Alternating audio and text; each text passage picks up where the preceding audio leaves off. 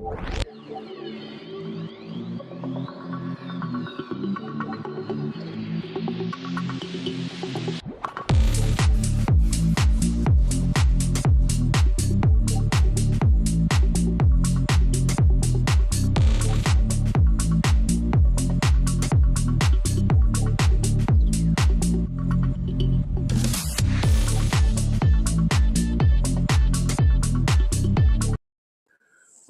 right, we are live. Good evening out there in YouTube, Rumble, and X Land. Yeah, I got all of them this time. Welcome to another episode of This Week Unloaded.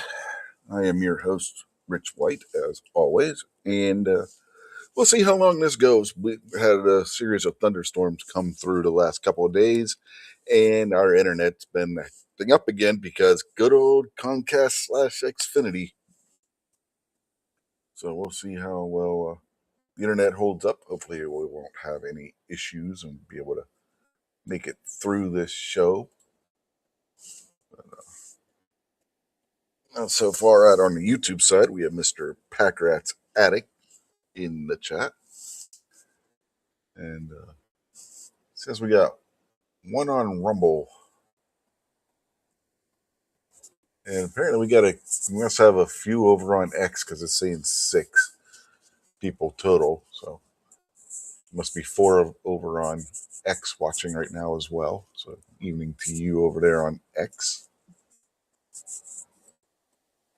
Because for some reason it says it doesn't count X, but the mystery numbers, because you all can see the little counter there.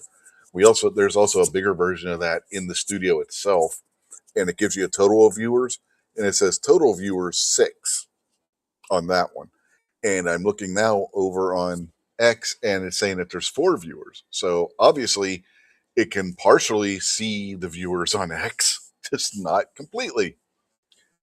But so yeah, it's it's weird. It's weird. Makes no sense whatsoever. Anyway, evening to everybody watching on X. So, but yeah, it's been another one of those. Hey, it rains and the internet goes to shit weekends. Got rid of all the smoke though from Canada, so that's good. 'Cause, uh, Friday it was bad. And apparently, it was bad all over the place. Went to watch the Pirates game on Friday, and it was postponed till yesterday.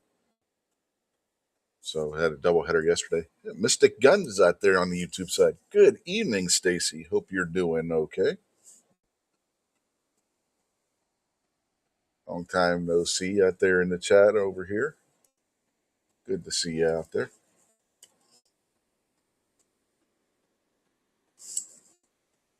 So, but yeah, the smoke issue seems to be solved for now, anyway. I don't know what's going on with the fires in Canada, but it was so smoky and hazy here Friday. It was crazy. Yeah, it looked like the fires would have been somewhere in this area, not up in Canada. It was the smoke was bad. She says, "Not too bad, not dead yet." Well, it's always a plus, right?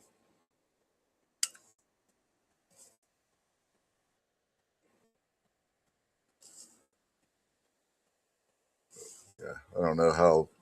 I don't know if it reached all the way down to Oklahoma or Texas, but yeah, that's where Pack Rat and Mystic are at. They're Oklahoma and Texas, respectively. But yeah, here in West Virginia, eastern. I'm in the eastern part of West Virginia. It was bad here. There's Ozzy Osbourne, not to be confused with Ozzy Osbourne. Uh, and he's out in Illinois, and I don't know. I don't know how bad it was out in Illinois either. George says, George Grayson Cat. Yes, he says, Dad's sleeping. Should I wake him up? Yes, George, wake him up. Tell him to wake up. Say, Get up, Gary.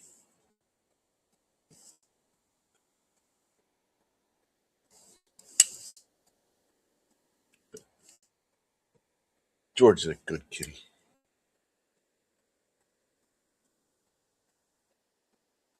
Speaking of Gary, somehow I ended up with his background in some other stuff from his channel while I'm here in my Rumble studio. I don't know if it's because I made him an admin or what, but and it transferred over from his account. But looked on here today and like got his foul territory logo, his foul territory background, his channel logo. I was like, the hell did I get that stuff? Because I did not put that on here. Anything I can think of is that it transferred over from his channel when I made him an admin.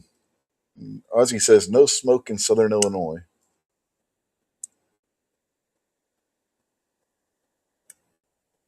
George says he may yells at me. Well, just purr while you're doing it, and you'll be fine. Yeah, Stacy says no smoke there, so that's yeah. But yeah, it was bad here. Must have been a northeast thing then. But yeah, it was bad here. They were talking about it was bad in D.C., which is like 2.5 hours away from here to the east, almost directly to the east from here. So yeah, must have been. Like I said, they had to postpone Friday's game not because of rain, but because of the air quality up in Cleveland.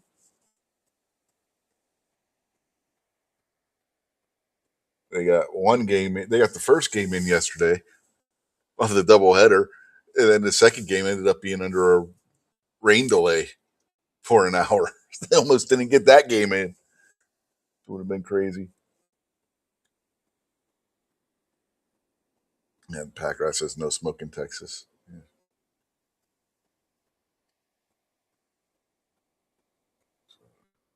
Yep, definitely must have been a Northeast thing.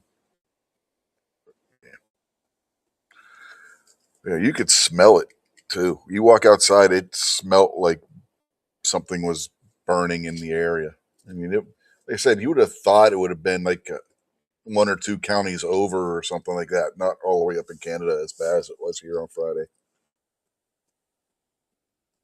It would you could feel it in your throat when you were breathing, if you know what I mean. If you've ever been near a forest fire or something, or a house fire or anything like that, you get this feeling in your throat from the air quality, and that's how bad it was. You walk outside and you would get that feeling. Then you come in and start coughing the house, and you start coughing your head off. Oh, excuse me. And we've been joined on the panel by Mr. Gizzard Gary. How are you today, sir?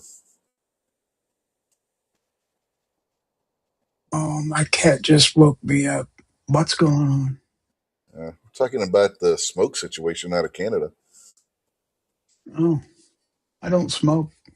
The forest fire, the wildfires up there. The smoke down here was horrid. I was telling them out there in TV land, if you want to call it that, because a lot of people do watch us on their TVs. That you'd have thought the fires were a county or two over and blowing the smoke over this way. It was bad. Did you get any of that down there in Kansas, or No, we're the wrong direction to get that stuff. yeah, it was really bad here? You ever been in an area where there was recently a forest fire or one going on a couple counties over, or maybe a big house or building fire, and you get air, you get that like raw feeling in your throat? You would get that from going outside here from fires all the way up in Canada. Say maybe when they're burning off wheat fields and stuff like that around here, but But that'd you be know what I'm about talking. it. Yeah, The but you know what I'm forest talking we about. don't have a whole lot of Yeah, around here. I get that, but you get what I'm saying, right? How your throat feels when you breathe that stuff in. That's how bad it was here on Friday. The storms we got yesterday seem to have cleared that all out, thank God. But then that caused another problem where our internet's been unstable yesterday and today. So hopefully, get the saying at the beginning, we'll get this show in. But if I should drop off, well, you know why? Yeah. Stupid damn Comcast Xfinity.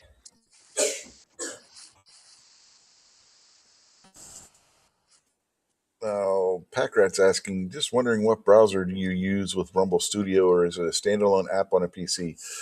Okay, you can get a standalone app for it on your phone, and then on PC you just use it in your browser. Like I just have it in Chrome, open in Chrome.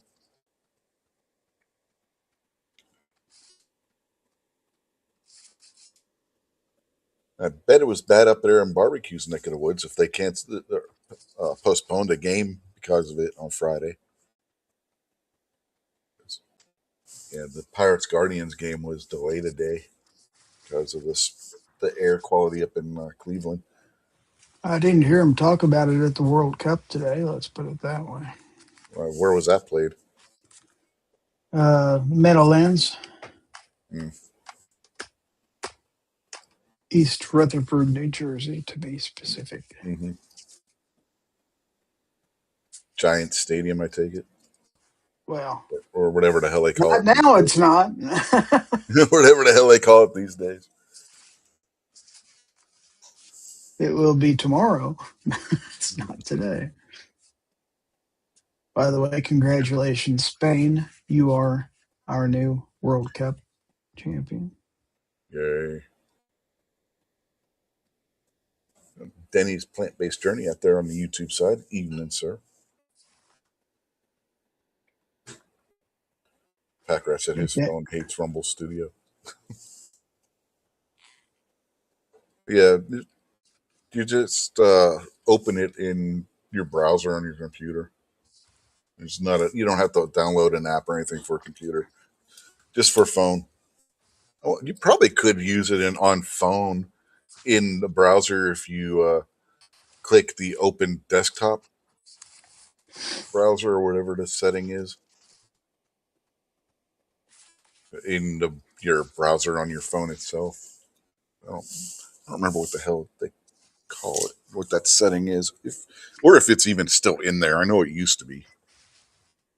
Then we would open up the desktop version, but it might be really small if you did that. There's some guns and barbecue guy out there. Yeah, I know. I saw him. I acknowledged him, just not what he said.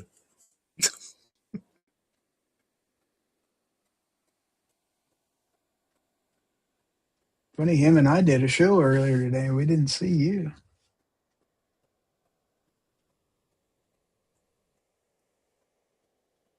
Guess you can't do that anymore. No, it's not in Chrome anymore to be able to do that.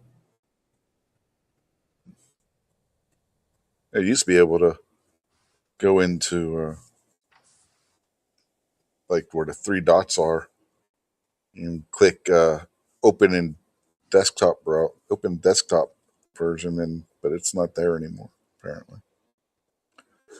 So I guess you on a phone are going to be stuck on having to use Rumble Studio, which sucks because a lot of phones it doesn't seem to want to work. I don't know if it's phone specific or what. Yeah.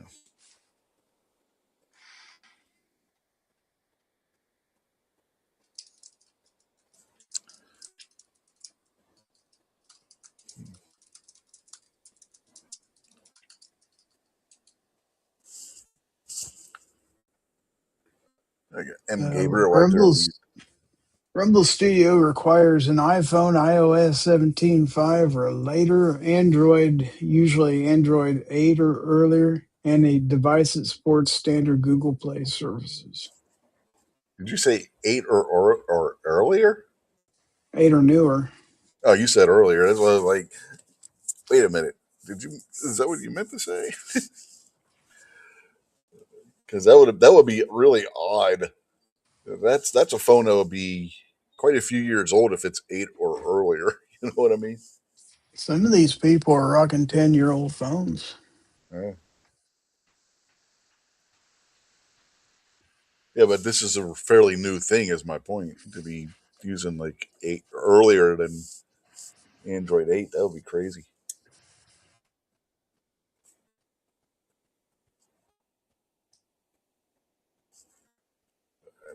Yeah. So I guess we should get to the two topics I had for the show. What do you think? Mm, maybe.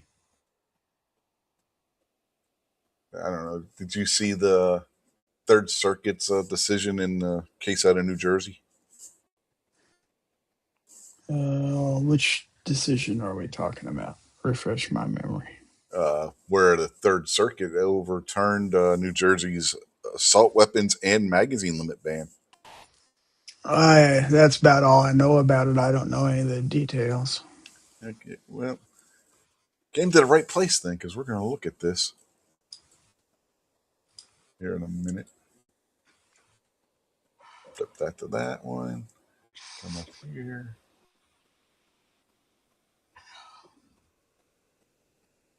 Now I got to find where. I hate when it shuffles up in the share thing where your damn things are. I wish it would just keep them all in a straight row based on where your tabs are. But it doesn't do that.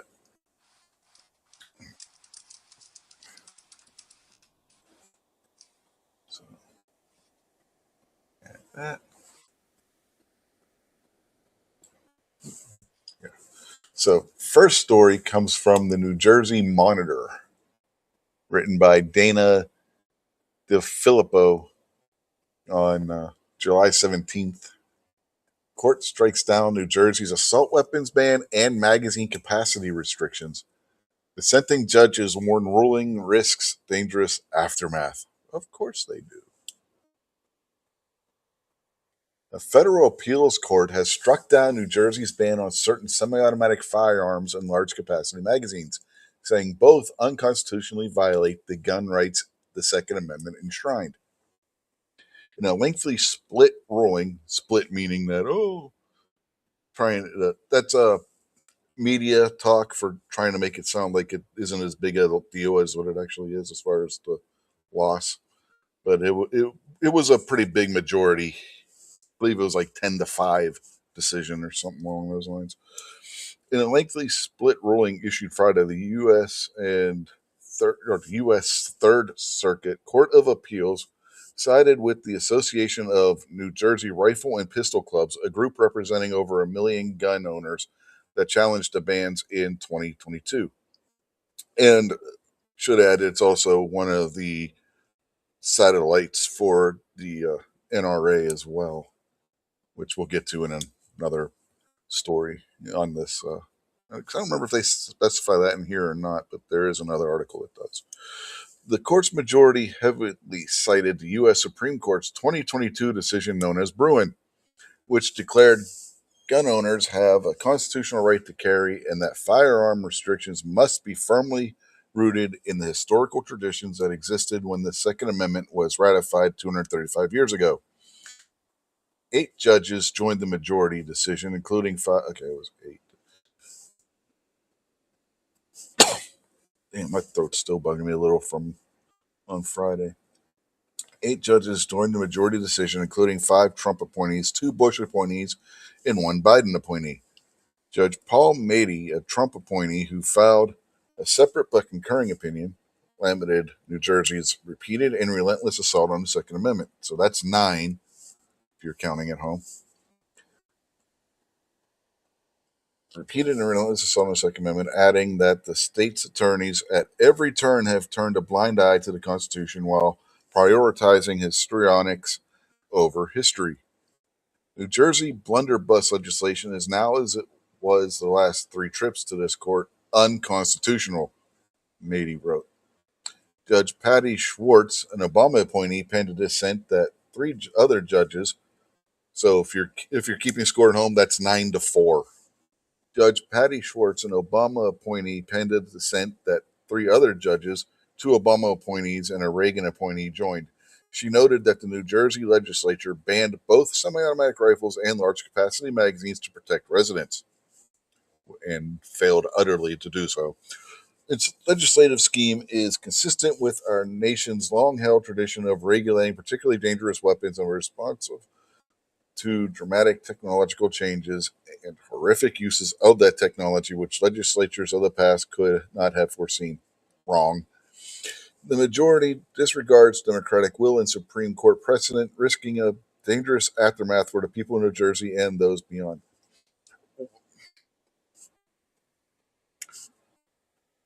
Does this woman not pay attention to what's going on in the Supreme Court now? They No. never do. No. It's unclear if the state will appeal to the U.S. Supreme Court, with Attorney General Jen Davenport saying state officials are weighing what to do next. She called the majority's ruling unfortunate as it is legally incorrect. No, it's legally correct according to what the Supreme Court ruled in Bruin and a couple of other rulings before that your state just decides to ignore. Every other federal circuit court to consider the issue has come out the other way, Davenport said in a statement. Assault weapons and large capacity magazines play a dangerous role in the modern epidemic of mass shootings, and New Jersey acted reasonably and lawfully in restricting them. I guess she doesn't pay attention to what happens in the Fifth Circuit, because I'm pretty sure the Fifth Circuit doesn't rule that way. The state's law enforcement officers will continue to enforce other firearms laws and treat gun violence like a public health crisis that it is, Davenport added. The National Rifle Association funded the lawsuit, okay, so they do mention the NRA, and an NRA attorney argued the case before the Third Circuit's full bench. John Comerford, executive director of the NRA's Institute for Legislative Action, called Friday's ruling a historic victory. The right to keep and bear arms, including commonly owned rifles and standard capacity magazines, is fundamental and cannot be infringed by politicians who prioritize control over constitutional freedoms, Comerford said in a statement. New Jersey's ban on semi automatic firearms dates to 1990 when lawmakers criminalized possession of about 60 semi automatic rifles and shotguns, and those that have either a pistol grip folding stock or a magazine that holds more than 6 rounds, according to the association's lawsuit. Violators face up to 10 years in prison and $150,000 in fines.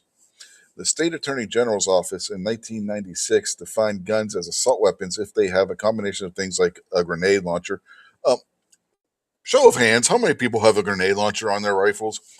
Flash suppressors, bayonet mount, or telescoping stock.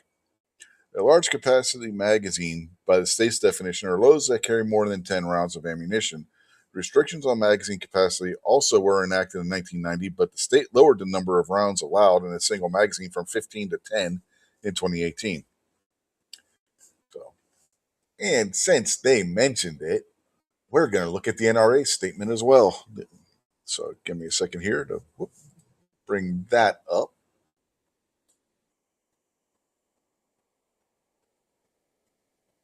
Yeah, I got to find it again. There it is. All right. Over here.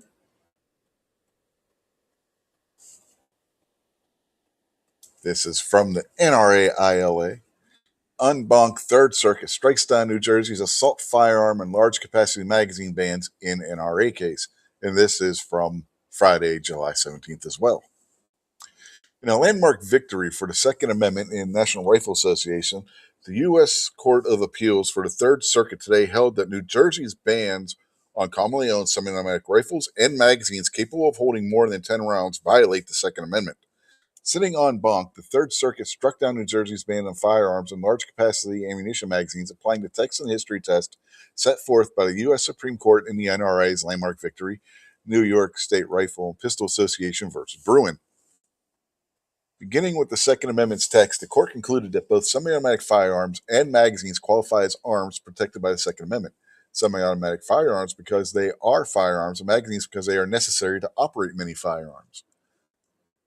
Turning to the historical analysis, the court determined that both assault firearms and magazines, assault firearms in quotations, by the way, and magazines holding more than 10 rounds are in common use, noting that Americans lawfully possess at least 24 million AR platform rifles and more than 100 million 30 round magazines.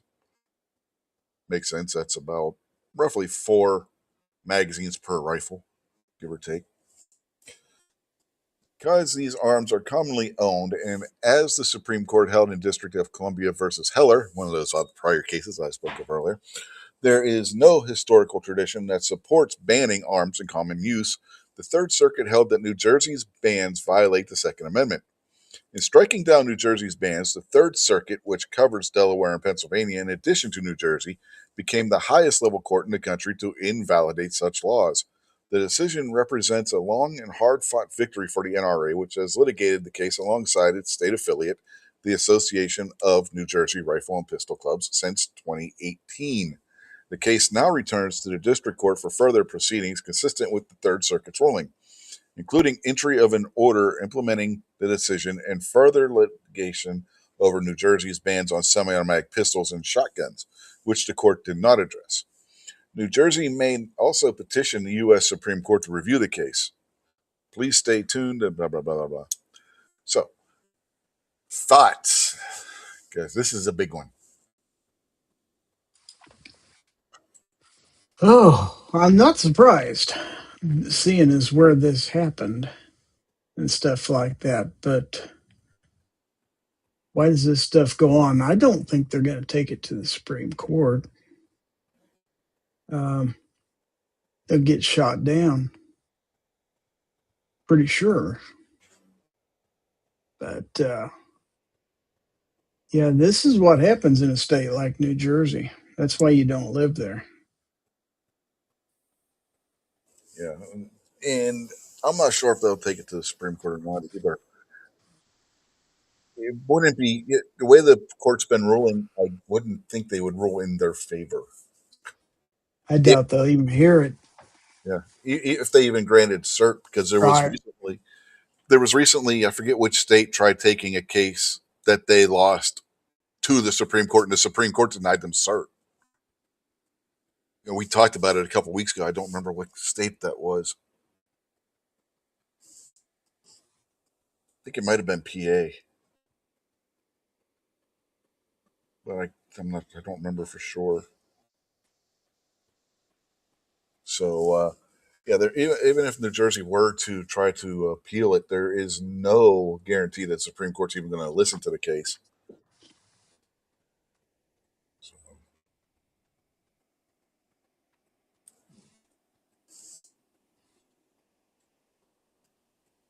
So, yeah, I'm just glad it went well.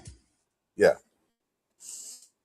And the third hasn't been one of the friendliest courts when it came to firearms. They've turned down other cases and or voted against how we would have wanted them to vote in the past. So they don't have a they're a mixed bag when it comes to gun decisions, but this one's big. This one's big. Barbecue said to tell you to let him in. Let him in. I don't. He's not there. Oh, he just sent a text and tell Rich to let me in. He's not there. Now he is. Amazing. Been there the whole time. You were still reading when I No, was in here. you were underneath the screen share. I got That's not rid of my the screen problem. share, and then I saw you. It's Not my like, what the problem. hell? Still here. Yeah, it's odd.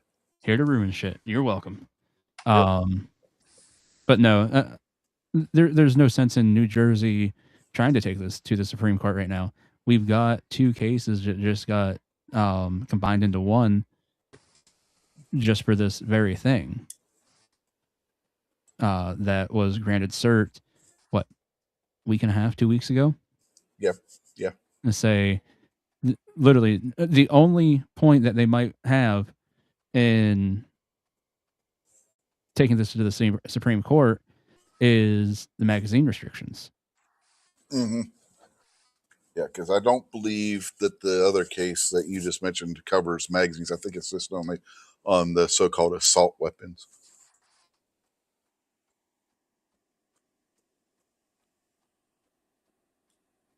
But if they do appeal to the Supreme Court, the court still has time to add this case to that other as well, and then that would bring the magazines into question at the Supreme Court level. But I don't know if New Jersey is willing to try and risk getting the L on that one, because right now it only would apply to them. They go national, they go Supreme Court, and that applies national. So there's that to think about from their side. And it's not, you can't say that I know some people have said this before, and it's absolutely ridiculous, but these states do coordinate. You're not going to tell me they don't when it comes to these gun laws. Well, I don't even think it's necessarily the states that coordinate. It's the anti-gun lobby targeting the states, and they know what politicians to go after to introduce legislation. And the thing is, so many things are voted on party lines these days. It's really easy to get some of this stuff passed in states that are left leaning. Well, that was kind of my point, but yeah. But another thing with this, depending on who you want to listen to or what you want to believe or anything like that, but this case could have very easily been put on hold until the Supreme Court made their decision next year. Mm-hmm.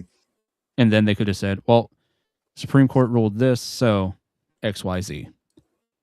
Now, what this is going to do, one, it forced a circuit split, because everybody says, well, like the attorney and stuff like that, they were arguing that, none of the other circuits have had decisions like this. That's because none of the other circuits have had a case brought to them where they were going to give a pro-gun ruling in that circuit. This happened where the Third Circuit's pretty decent when it comes to gun legislation and upholding that. I mean, you think about the amount of times that they've slapped down Philadelphia. They're definitely not bad. Are they the Fifth Circuit? No, but Third Circuit's pretty damn good. So with that, this forced a circuit split. Not that it matters, because Supreme Court just 2 weeks ago said, "Yep, we're taking AWB case." So now, what this does, though, is the Supreme Court is also going to go, well, hey, there is this case out of the Third Circuit, and they can use this to grill the anti-gun attorney in that Supreme Court oral argument this fall. Yep. It does one other thing too. Set aside the Supreme Court case and the assault weapons ban part of this. It sets precedent on magazine limits too. Yes. That can be used in the other circuits. Yes. So the Third Circuit, I think, was actually very strategic in the fact that they did not say, we're going to put this on hold for a year. One, I think it's a great thing that they did, and obviously because of the outcome. But just on the basis of people's rights were obviously being infringed, and they didn't have to wait another year for the Supreme Court to say, hey, here's how we rule on this. Which then, because after the Wilcox, was it Wilcox, right? Wilcox or Wilford, whatever it was, out of Hawaii, and the Hamani decision out of Texas, the en banc panel actually requested each attorney to write a small brief on how each of those decisions could impact their oral arguments, and then after having those submitted to them, reading over them real quick, the decision was still handed down. And that's something that they could have done if they just wanted to wait a year. They could have waited that year, waited to see what the Supreme Court ruled, and said, hey, tell us how this affects your oral arguments that we already had. Mm. So, but again, I think the really big thing with this is the fact that it gives the Supreme Court something from the other side to look at now. Also, with the attorney and, this is unlawful ruling and blah, blah, blah. They like to say dangerous all the time, but the wording to ban an arm is dangerous and unusual, not dangerous or unusual, which goes back to pre-colony law from Britain. No, the wording now,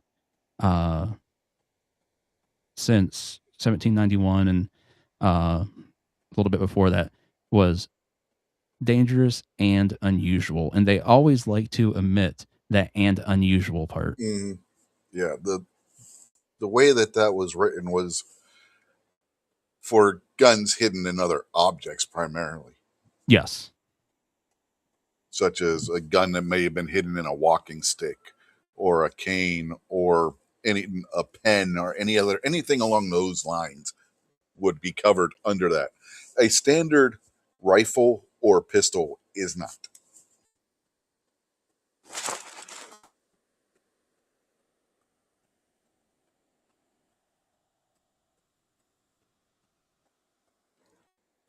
Real quick, let's see if we've been gotten anybody new out there watching while I was reading. Justin Grimm is out there. Woods is out there on the YouTube side. And it looks like they may have been the only two that I hadn't acknowledged yet, because I believe I got M. Gabriel earlier. Denny's out there. Yeah, I mentioned him earlier. He was out there before I started reading. Going back to the grenade launcher thing, Denny says, I fired them in training with the state, but no, I don't have a grenade launcher yet.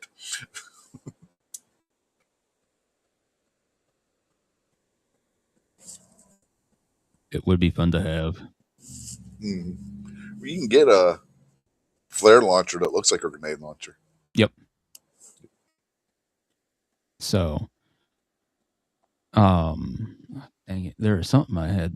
Oh, let's say going back to the Third Circuit as well, and how I really think they're a lot better than people might give them credit for. But I wish I could remember the justice's name. Oh shit! Now I'm trying to remember if it was Pennsylvania Supreme Court or Third Circuit. It might have been Pennsylvania Supreme Court.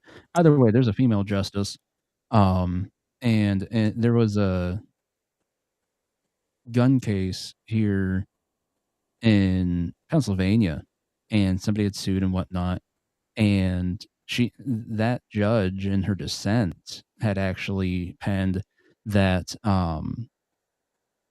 you shouldn't have to be harmed to challenge the constitutionality of a law. The fact that you're being deprived of your rights is damage enough.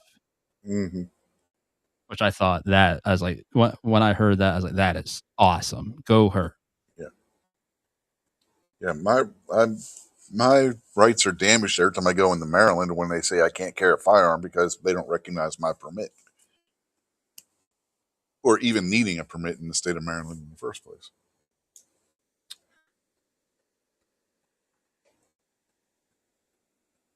But unless I get arrested in the state of Maryland for doing it, the way that the things are structured now, I do not have cause, which is nonsense. Right.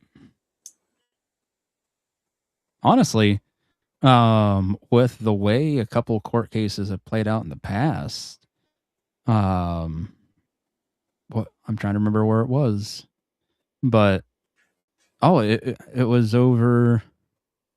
I want to say like the polymer 80s and stuff like that, if I remember correctly. And the court said you don't have standing unless they would admit that they were planning to manufacture, the polymer 80s and stuff. And they wouldn't admit to that because then, they could have rung them up on conspiracy or something, which I think is crap. Things that are brought up in civil court should not carry over to the legal side of the courtroom, because like that case in point, you're literally trying to get somebody to admit to a crime so you can say, oh, well, okay, now you have standing. Doesn't matter that it was just unconstitutional in the first place.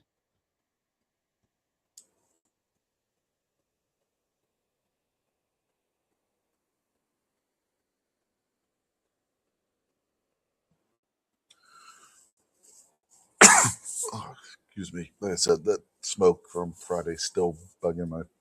Was that Oh, bad up in your neck of the woods? so it was really bad on Thursday. I walked out of my house Thursday morning to let the dogs out, and I was like, "Oh, it's really smoky out." Or not smoky, but I thought it was foggy at first. I let them out a Yeah, little that's bit what it looked later. I like was at like, "Oh, first. that's yeah."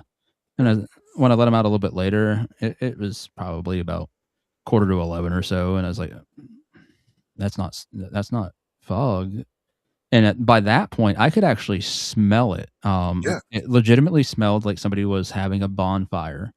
Mm-hmm. But like the whole area was covered in smoke, and it wasn't like this light little haze. I mean, it was like somebody had taken green wood and got it to light. And if you're not familiar with what happens with lighting green wood, it will smoke a lot. Oh yeah, it's super Anything smoky. green, like take fresh grass clippings, throw them on a fire, they're gonna smoke a lot. But so I was like, man, who the heck is burning this early in the afternoon, or well, late in the morning, I should say. And what the heck are they burning? That's a ton of smoke. And I went inside and I'm sitting there waiting for the dog, and it just dawned on me. It's like, oh shit, that's not a bonfire. That's Canada. Mm-hmm. I could not believe how bad it was. Yeah, it was. It was bad all the way down here. It was like, good lord.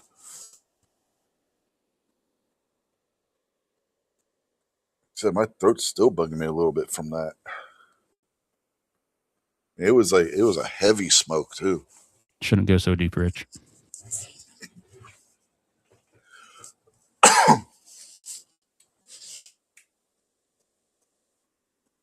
Amy sounds like she got strep throat when she talks. It was bad. My sister ended up in the hospital, which they're saying like, oh, just think he got something viral, but she was having trouble breathing. She had a really sore throat. Her heart rate was up a lot. But she lives up near the lake. So, you know, what is it, Rich? You might remember better than me, but I think it's what 50 or 60 miles across Lake Erie, and you'll be on land in Canada. Technically, when you get to the islands in between, Well, technically yes, yeah, but yeah, something along those lines. so I mean, it really is not far at all. So, yeah, I'm thinking she was probably suffering from the smoke itself, but uh, after doing a full battery of tests, they're like, "You're fine, go home."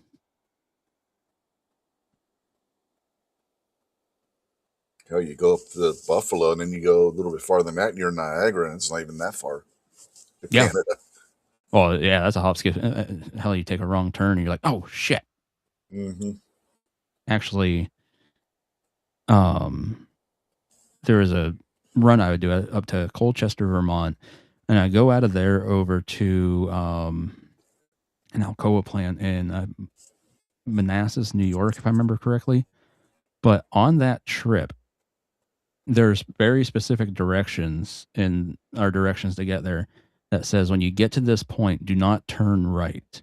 And I got to that point and I looked to my right. I was like, oh shit, there's the Canadian border. Like, and the thing is, like, you make that turn in a big truck, you're not turning around. Mm-hmm. I'm saying you're gonna have a long day after that. You brought up Vermont. There's a small town in Vermont that sits right on the border. Their library is the border between the United States and Canada. I've heard about that one. Yeah. I say I heard about one in Washington State where technically they cannot get to the U.S. mainland unless they go through British Columbia. Yep. Yeah, to I get know what you're back to talking Washington. about. Yep. Yeah, you got to take the ferry to BC to get to Washington. Like, I feel like we should just cut a deal with Canada and be like, hey, we've got a bunch of people here, probably almost double your entire population. We'll give you this for the Yukon. Well, they have the Yukon already. Yeah, but we get the Yukon done. Oh, you want it? Oh, yeah, we give just them give the them island and we get Yep. the Yukon. Yep. And add it to Alaska. Yep. Gotcha. And say, I mean, they get a bunch of people, which I think works out great for them. We get all the gold in the Yukon, and like nobody lives there anyways. It'd be all right. I think it sounds like a great deal the whole way around. Mm-hmm. What do you think, Gary? We have to get George to wake him up again. I think that's a hell of an idea. I wonder if you can talk him into it. We should get our resident Washingtonian to weigh in on this, just so we know. I would feel awful if he has family that live on that island. But you know what? Maybe he doesn't like him, and he's like, "Hey, I could live with that." Or maybe he just doesn't know anybody that lives there, and he's like, "Cut him loose." Is Packrat behind? Because he's quoting on the part where we were already talking about the dangerous and unusual stipulation. Is he behind, or are you behind? I don't Maybe think you're I'm ahead. That's why Rich's throat hurts. Mm-hmm. It was too easy. I'm sorry.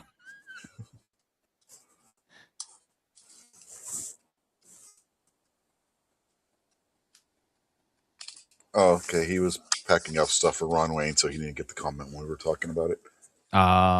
Makes sense. Yeah. Speaking of Packrat, if you got the link handy for your GoFundMe for the Waynes, would you please put that out there in the chat, and then I can pin that.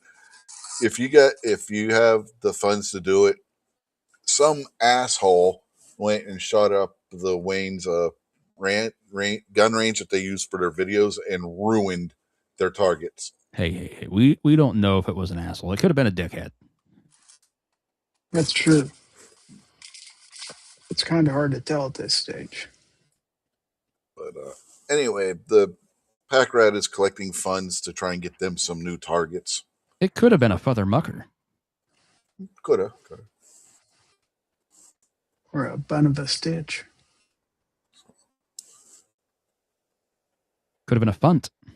Packrat's putting it on you, Gary, to throw the link out there. Oh, I see how it is. Hold on.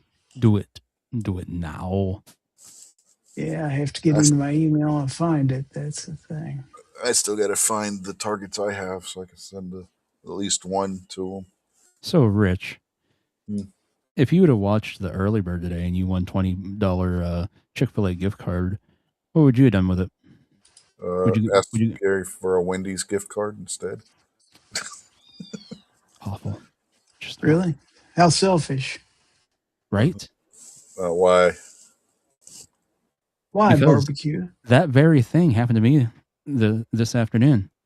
And at first I said, I'm going to need that as a KFC gift card because I don't have a Chick-fil-A around me. The closest one is about 50 miles away in Erie. And several minutes later, doesn't have a wrench. Hold on, I can fix that. Who doesn't? Packrat. Oh, way to go. slacking. I thought you liked Pack Rat. What a jerk. But Well, usually I'm looking at the chat in the Rumble Studio, and it doesn't show wrenches and not wrenches, so I didn't know. several minutes later, after telling Gary I'd need that in a KFC gift card, I was like, Gary, I've got a better idea. And he's like, oh, what's that? I was like, take that $20 and throw it into the Ron Wayne slush fund for his new range setup. And Gary's like, that's a wonderful idea. And you just want friggin' Wendy's. Gosh. I wasn't thinking along those lines, but yeah, That's all right. that would make sense to do, yeah, too, yeah. And I went ahead and took care of it. 'Tis done. It is up to 437.30. All right. All right.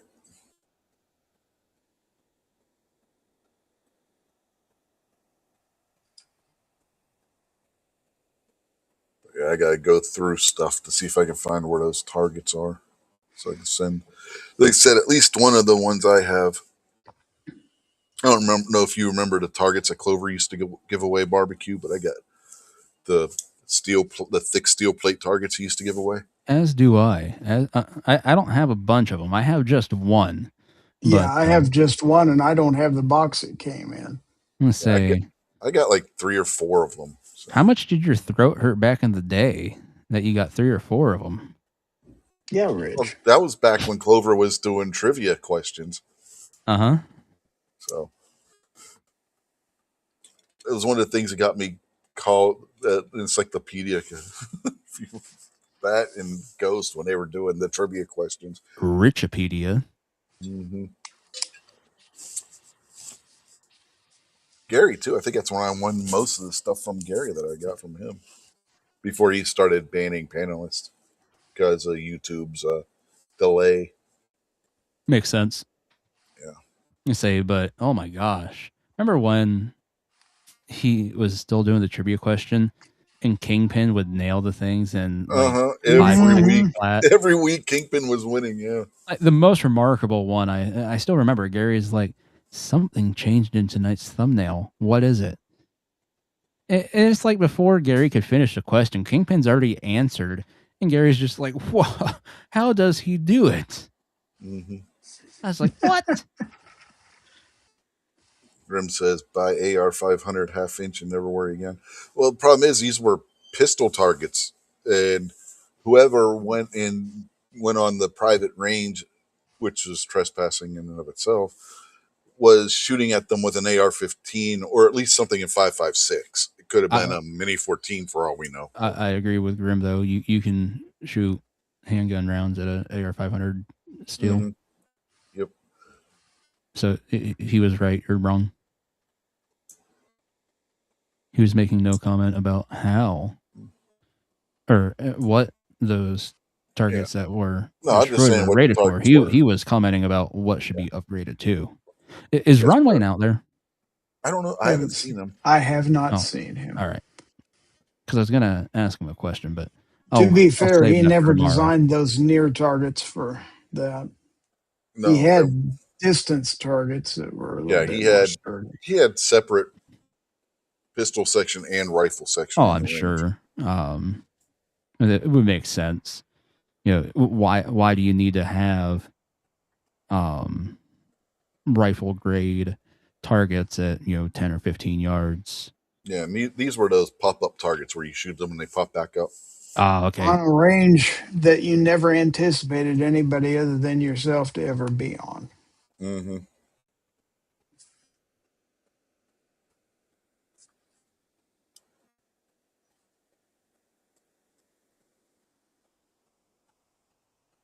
So now that we know that the Third Circuit kicks total ass, what's your other story, Rich?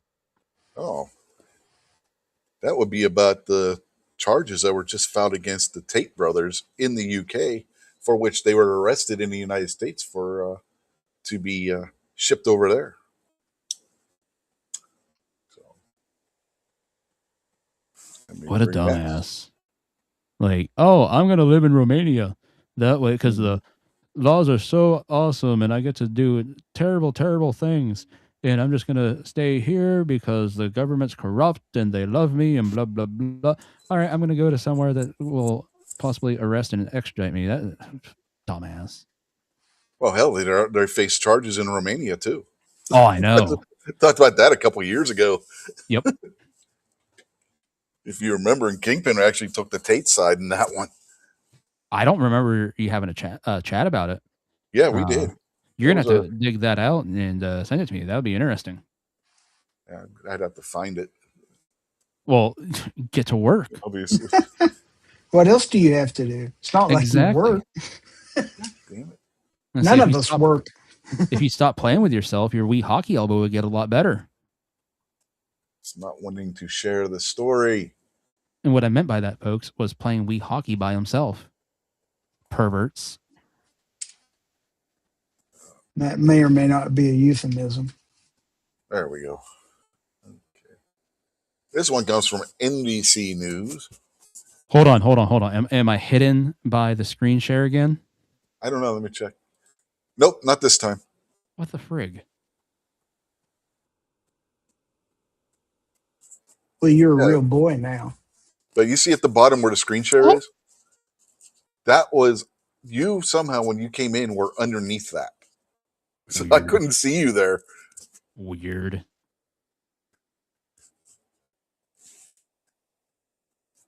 All right. Tate Brothers arrested by U.S. authorities face additional rape charges in the UK. The U.S. Marshal Services confirmed it took the influencers Andrew and Tristan Tate into custody in Miami. This story is by Dennis Romero from July 18th. Updated July 19th. Social media influencers Andrew and Tristan Tate were taken into custody by federal law enforcement officials in Miami on Saturday. The U.S. Marshal Service said an arrest British authorities said were related to additional charges of rape. And not just that, it gets worse than that. We can confirm the arrest of the Tate brothers today in Miami, it stated. The warrant was sealed, so we are unable to confirm the charges. The UK's Crown Prosecution Service said it is bringing additional charges of rape against Andrew, 39, and Tristan, 38, under ongoing cases against the brothers in that nation. The agency said the brothers were awaiting extradition to the UK. Andrew Tate faces 7 additional counts of rape, 3 counts of arranging or facilitating trafficking for sexual exploitation, 3 counts of assault occasioning actual bodily harm, and 19. This one's big. 19 additional charges related to illegal child images and pornography. The Crown Prosecution Service said. Tristan Tate faces 1 count of sexual assault, 2 counts of rape, and 3 counts of arranging or facilitating trafficking for sexual exploitation, it said. The allegations cover alleged offenses from July 2010 to August 2017, the service said. Malcolm McHaffey, head of Special Crime Division at the Crown Prosecution Service, said in a statement that the charges come after the agency received a new file of evidence from the Bedfordshire Police Force. The new charges relate to 4 additional alleged victims. Previous charges were connected to 3 alleged victims. The case against Tristan previously included 3 counts of rape, 6 counts of actual bodily harm, and 2 counts of human trafficking. Tate's case previously included, well, they're both Tate, obviously this time about Andrew, included 3 counts of rape, 4 counts of actual bodily harm, 2 counts of human trafficking, and 1 count of controlling prostitution for gain. Assistant Chief Constable Karina Thomas of Bedfordshire Police said the complex investigation involved cooperation between national and international law enforcement agencies. She added, there is no place for male violence against women and girls, and we will continue to work tirelessly to support the victims and investigate all reports made to us. Now, we're not done, because we also have the statement from the Brits on the situation. So let me bring that up.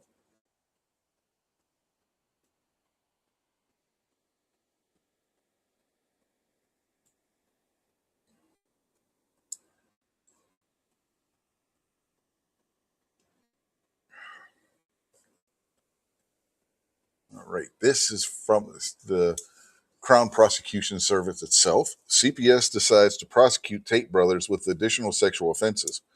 This was from the 19th of July, so that'll be today, I believe, right? Yes. The Crown Prosecution Service has decided to bring further charges against brothers Andrew and Tristan Tate in relation to 4 further victims.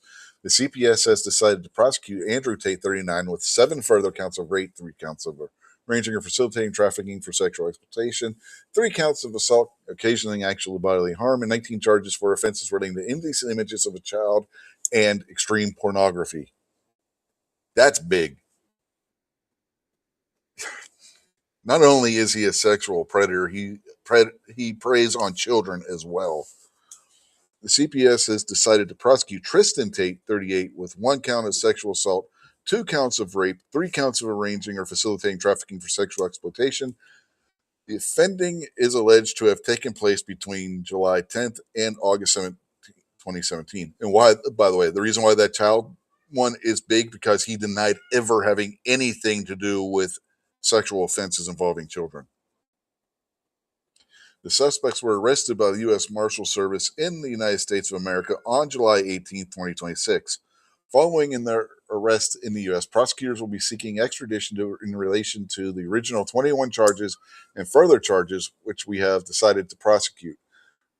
Malcolm McAfee, head of Special Crime Division of the Crown Prosecution Service, said, "We have decided to prosecute Andrew." Okay, I already read that part in the other article. These charging decisions follow receipt of. Yeah, okay, we read that part already. So yeah, basically it says this last part says it what we read in the U.S. The NBC article. But notes to editors: Tristan Tate previously had charges against him for 11 counts, including 3 counts of rape, actual bodily harm, 2 counts of trafficking. There was something down here. I'm trying to remember what it was. Okay, that must have been all of it. But yeah, so they're even more trouble than what they were before. That child one is big because, like I said, the Tates have maintained from the beginning that no matter what happened with the rest of it, that they had nothing. None of the children, none of them were minors. No, there were no minors involved whatsoever. Now we're finding out that yeah, there were.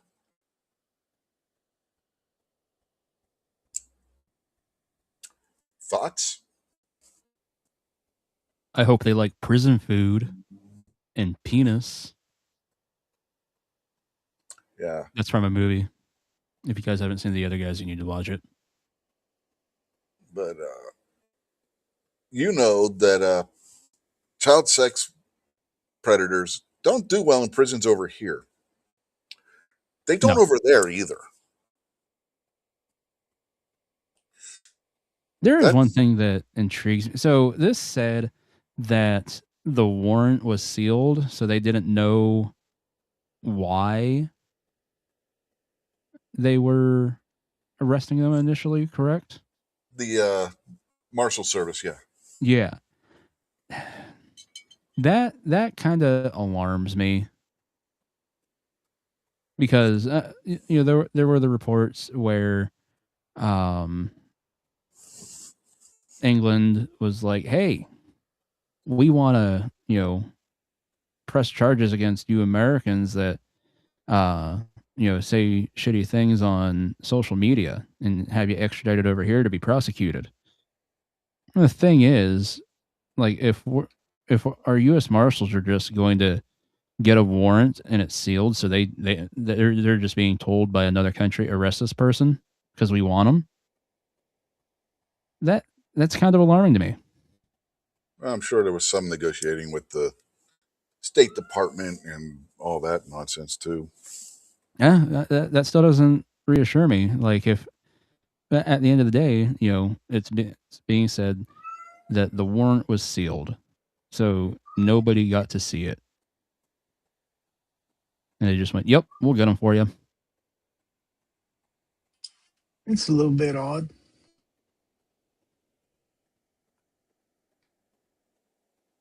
Like, I realize what these guys' charges are, all that fun jazz. Clearly, piece of shit human beings. We've known that for a very long time now.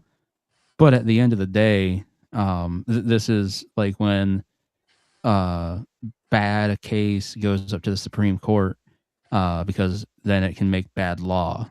There's a lot of people that are going to hear this and not think about what I'm pointing out here because they're like, "Oh, he's a piece of shit." But really, that if that's all it takes is here's this piece of paper, but you can't see it. Go get this guy for us.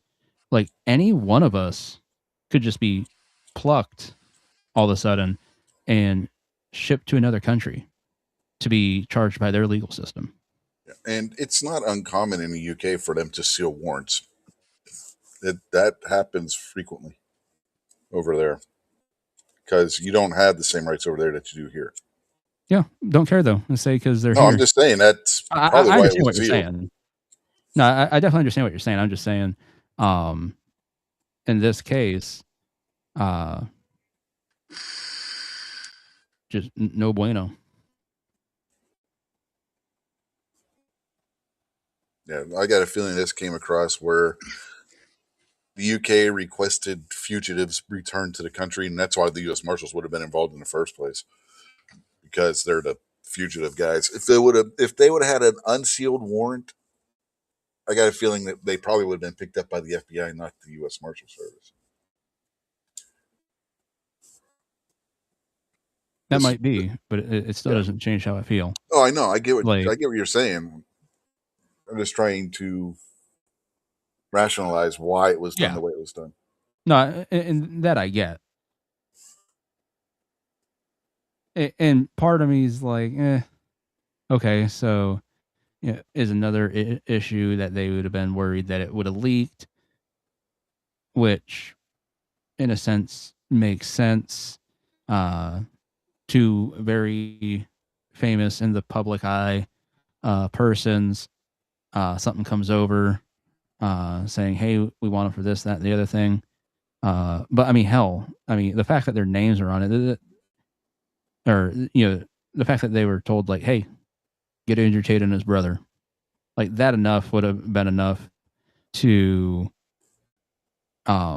leak and try and tip them off. It's not like having the warrant sealed helped divert that issue.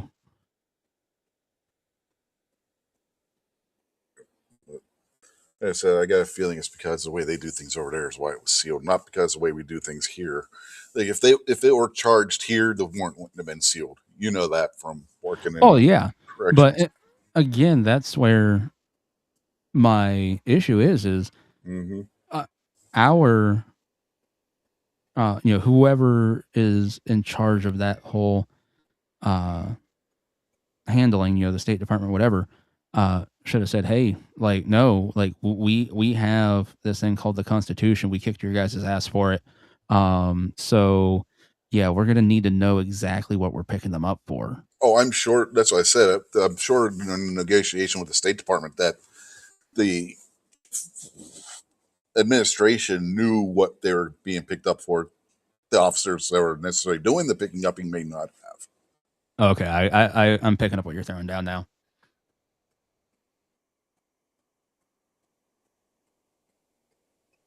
Still don't like it though.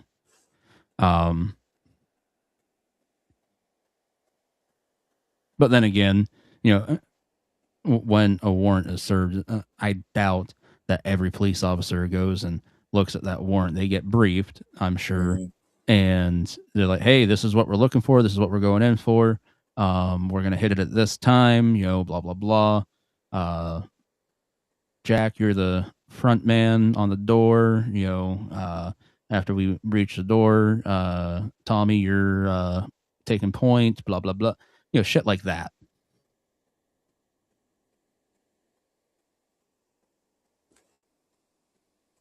Yeah, yep. But the best part about this, and we talked about this a couple of years ago, Andrew Tate is on film admitting to all of this shit. Yeah. He went on his own show bragging about how he was doing this shit. He thought because he was over in Romania that nothing was going to happen to him. He's like, "Yeah, I fucking slapped her. I did this. It's no big deal." I'm like, One, you're a piece of shit. Two, the fuck? Well, he talked about how he used another woman to lure Yep. the new girls in, and then basically imprisoned them, kidnapped them. By the way, this one is so getting yanked tomorrow and getting you a community guideline strike. I say the amount of times that you said grape and some other things, and the child, like, yeah, no, That'll be demonetized, which I'm not monetized, so it don't matter. hell, you don't even have 500 subs. Getting closer. How close? I'm at 461. Holy cow! We could see that by 2030. Mm-hmm. You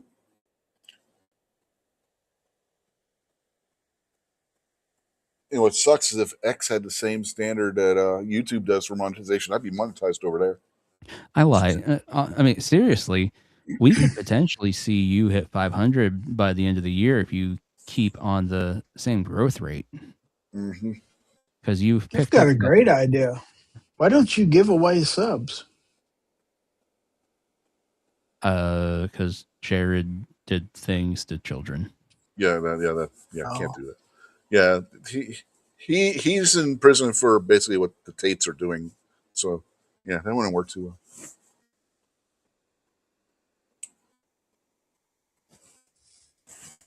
One of the few times our government was like, "You did what with children?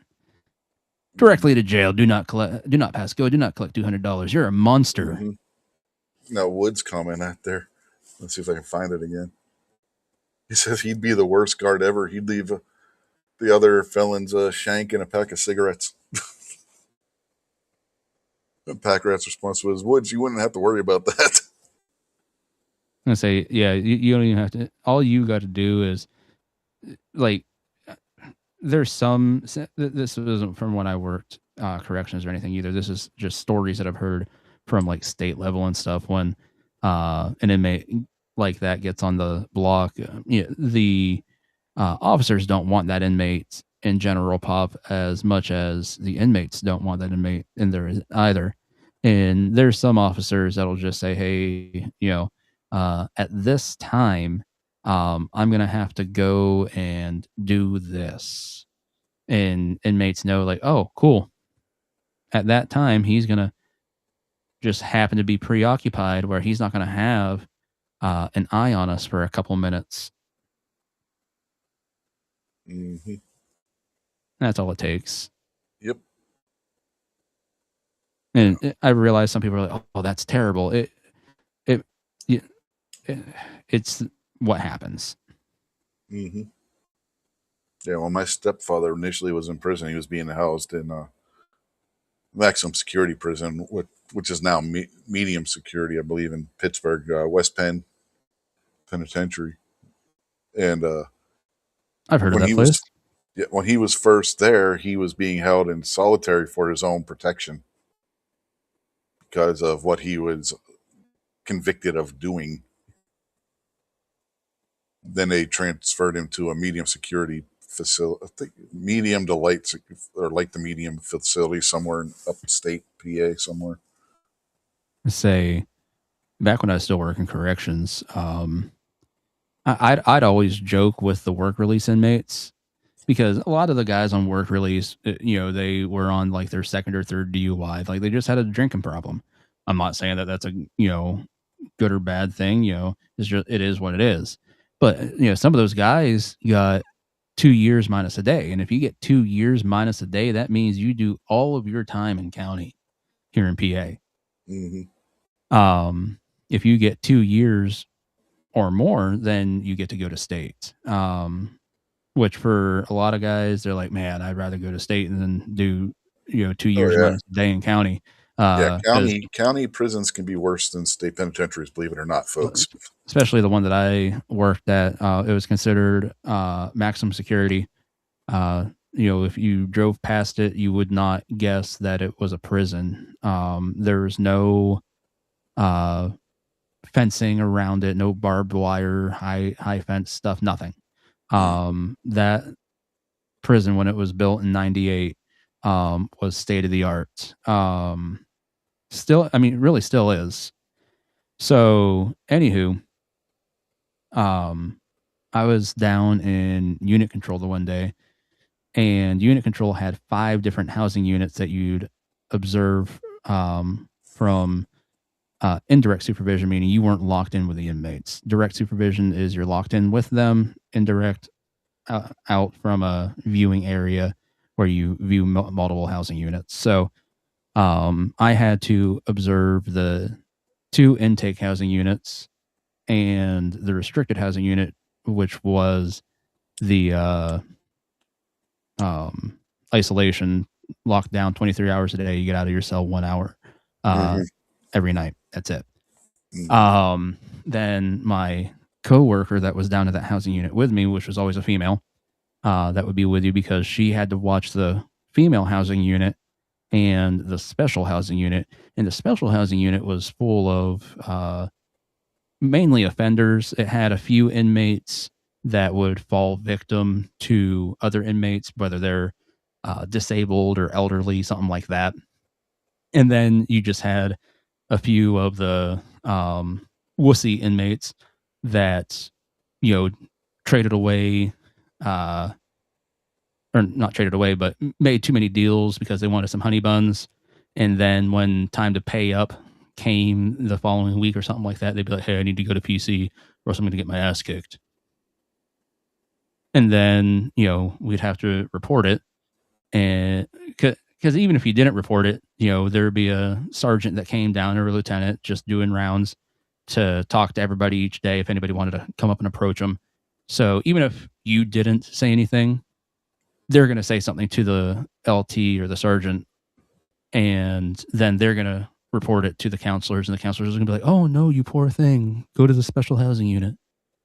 So anyways, we're serving lunch, and this guy had come out of the special housing unit, and one of my coworkers was down there to help serve lunch because we had so many housing units down there that had to get lunch in a timely manner. That way everything would operate smoothly still. And he's like, hey, to this guy that had come out, he's like, hey, I heard you're going upstate, huh? He's like, yeah, they gave me some time. And he's like, yeah, I heard. How long did they give you? And the guy's like, 97 years. 97 years. And he's like, wow, man, they really threw the book at you, huh? He's like, yeah. And he's like, I can't believe it. And I didn't know what the guy was in for, but with the housing unit he was in, I could speculate. And next thing you know, Big Matt was like, you know what? He's like, the state has a lot of good vocational programs for inmates, to help rehabilitate you. That way, when you get out, you'll be able to do a lot better. And the guy's like, oh, yeah, I heard about that. And next thing you know, Big Matt's like, you know what I think would be perfect for you? He's like, what? And legitimately excited. He's like, really? There's something that's going to be perfect for me? And fucking Big Matt hits him with it. He's like, daycare worker. And this guy's like, yeah, you think so? Really? And fucking Matt's like, yep. Mm-hmm. You just tell him when you get there, Big Matt giving you a referral, daycare worker. Fucking perfect. At this point, I'm dying because I realize exactly what's happening. The female officer, she's dying. She spun around in her chair because I thought she was gonna piss herself. Fucking hilarious. But I'd always joke with the DUI inmates, like, dude, Crawford County, what are you doing getting a DUI? You'd be better off doing something to a child than getting a DUI, because the offenders would get off really easily in our county. I don't know why. It's disgusting. But man, you get a DUI or something and they would nail your ass to the wall.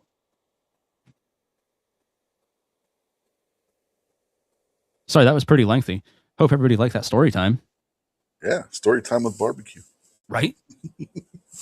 But Allegheny County, man, if you were a predator, you were getting sent away. They did not play with predators in Allegheny County. That's where Pittsburgh's in. County Pittsburgh's in, folks. If you don't know, but Mhm. they did not play down there. Mm-mm. My stepfather found that out the hard way. Yeah, our DA here was kind of a joke.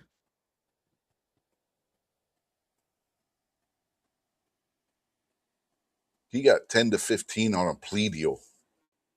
Oh, that's friggin' awesome. I mean, Mm-hmm. not so much because I know what you told me on why he was there. But Mm-hmm. that being said, I mean, getting a plea deal and still getting nailed that hard, that's fucking great. Mm-hmm.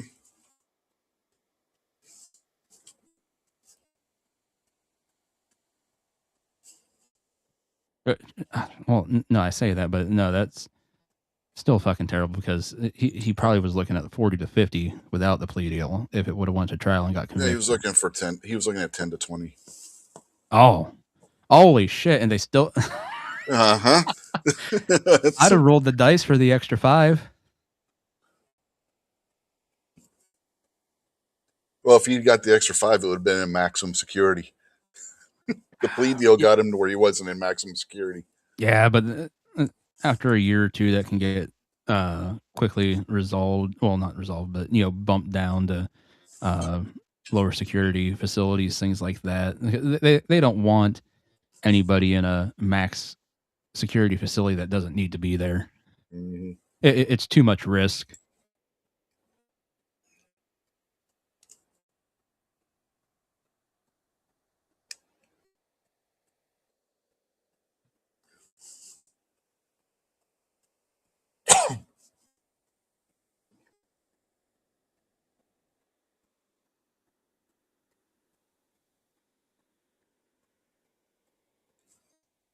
Gary, this is your conscience.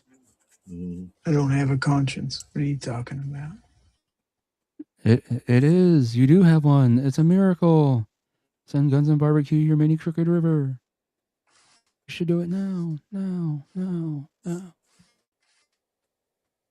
So what else we have to talk about, guys? I don't know. I don't know. What's your bracket about this week? I Yeah. didn't have a bracket What the? Why not? because I didn't have a chance to put one together. What were you doing all day? You weren't on my show. I wasn't home. I was on Gary's show and photographing a horse show. Like, come on. Amy's got something about when we're out somewhere and there's like somebody speaking at a pulpit, but not being on live streams at that time. I don't know what it could possibly be, but So you're saying you were at church? yeah, that's what I'm saying. I don't believe it. All day? Yeah, They he had started. there was a thing after church when we were watching the Pirate game, and He can't even say what the thing was. Oh.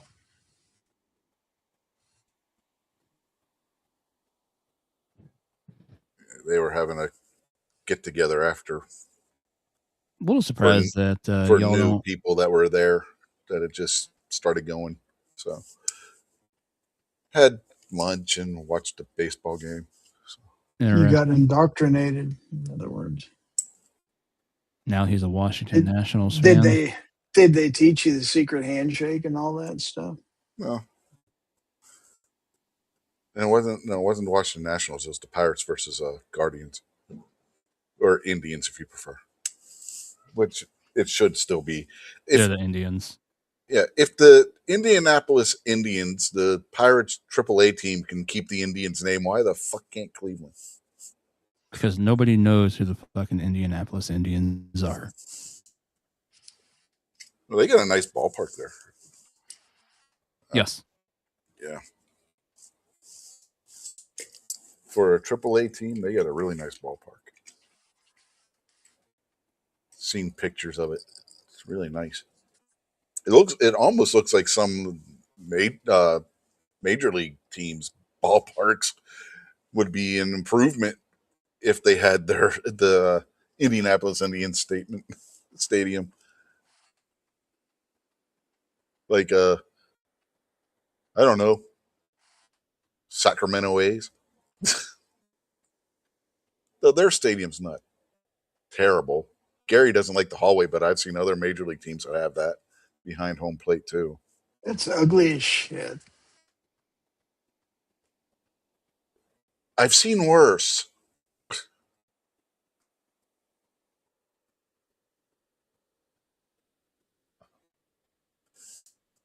It's what Rich says to all the ladies. Hmm. Yeah, I've seen worse. Well, I've seen worse stadiums. I've played in worse stadiums. Well, playing high school football. So, Well, I would hope so. yeah, Three Rivers being one of them. That stadium was horrid. There was no give on that field. It was AstroTurf over bare concrete. It had to have been. They could not have had any kind of padding or anything underneath that damn AstroTurf. You needed pads not to protect yourself from the other players hitting you, from you hitting the field. AstroTurf was my favorite thing to play on. Oh my god! Let's say Vet Stadium up in Erie. That had AstroTurf the entire time that I played. I guess now it's been converted over to a regular turf. But oh my gosh, I got so excited when we got to go to play at Vets. I always tried to get my mom to get me turf cleats because for AstroTurf there was a special shoe, almost like a track shoe that you could wear. But no, I shouldn't say nobody, but most players didn't have them. You just played in your sneakers. And I tried in the worst way to get my mom to get me a pair of turf shoes, and she's like, "No, you play literally one game a season there."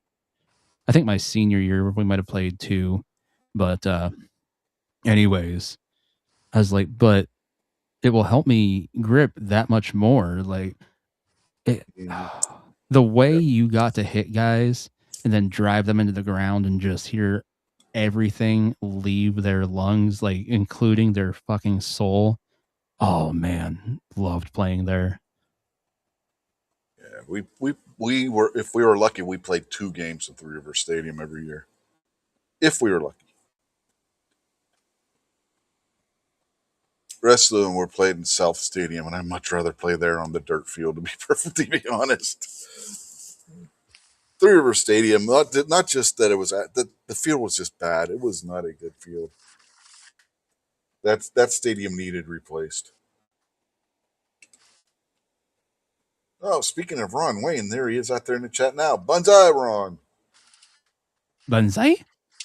You missed us promoting the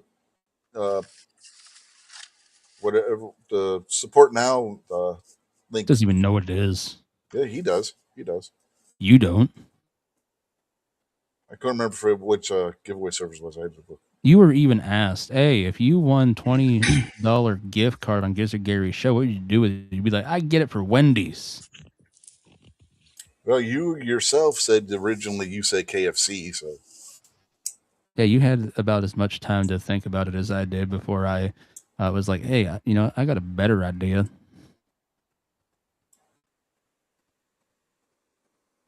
yeah. Then he said he tried that with the turf shoes too. His parents said the same thing. It was one playoff game. Didn't need special shoes for that one game. Yeah, and I was actually thinking about it. My junior and senior year, we played 2 or 3 there because Cathedral Prep dropped down from Quad A to Triple A, and 2 of the Erie schools combined. So we would play, I think, 3 or 4 Erie teams then. So yeah, I think my senior year we actually played like 2 games a year, but still was not enough to convince my mother to get me turf cleats. Mm-hmm. Yeah. When we had our playoff games in Three River Stadium, you had Friday night or Friday period, the whole day. You had our regional playoffs in Three River Stadium. That Saturday would be Pitt if they weren't playing in Pitt Stadium, and then Sunday was the Steeler game if they were playing at home. So that was a busy stadium that weekend.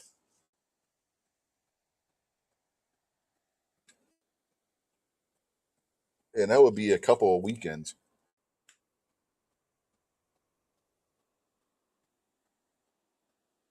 Ron Wayne says, "Thank you for all the support."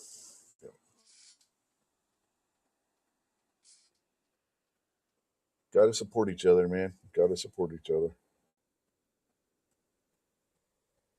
Careful, Ron. Rich would trade you for a spicy chicken sandwich from Wendy's. Uh-huh. Is that not what you heard, Gary? That's not what I said. I don't remember ever saying those words. That's what I heard. Yeah. Uh-huh.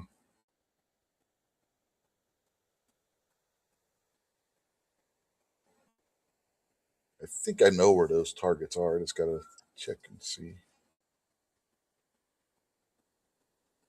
Then I got to get the money to ship it because I know that's not going to be cheap. Those got some weight to them.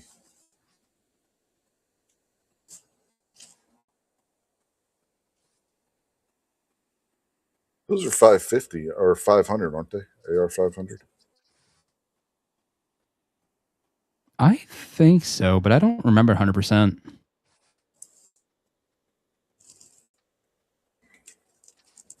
They're heavy enough to be.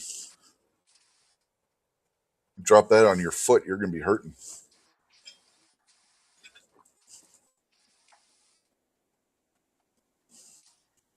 So, Mr. Wayne, while we got you out there, I have a question, and I don't know if this has already been floated out there to you, if anybody's mentioned it or anything like that, but have you thought about contacting any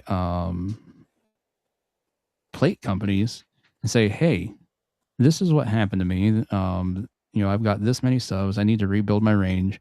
Would you be willing to sponsor me and help me rebuild my range?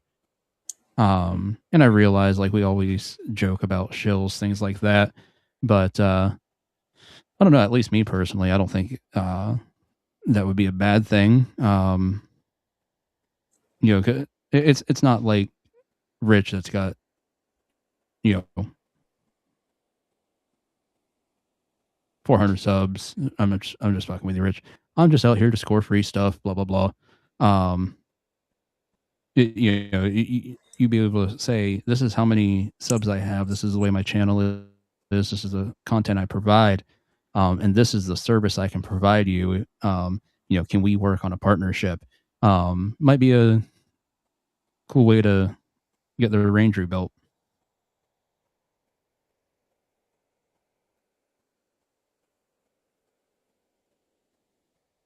Yeah, he's got what, like 60,000 subs, something like that, Gary? Ron, it's Yeah. close to 100, close to Close 100,000. close to 100 now? Yeah.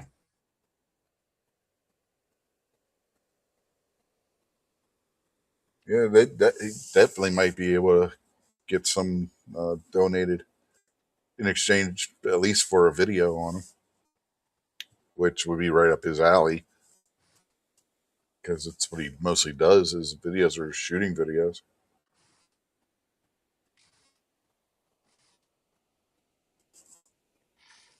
Uh, and Denny says AR 500 is a standard steel target for rifle. They aren't cheap. No, they're not. And Clover was giving away one a week at one point because he had a target company that was supplying the targets. They were what, like 8-inch steel plates, I think they were. Yeah, I believe so.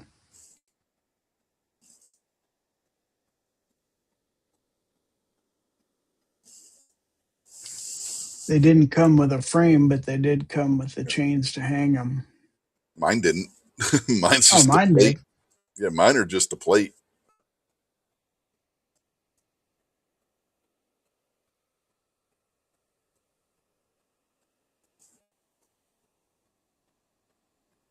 Yeah, mine came with directions on what uh, strength chain you wanted to get from your local hardware store for them,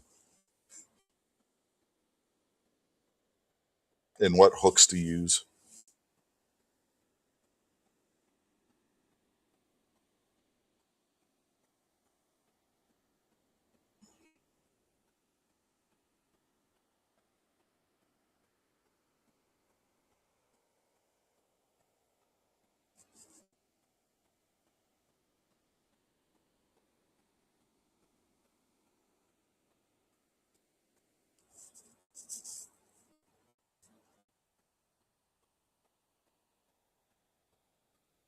Denny says he hasn't seen Clover in forever. Never get any alerts anymore. I haven't gotten an alert for Clover in I don't know how long. I still get his monthly newsletter occasionally in my email. But as for a notification of Clover having done anything, nothing.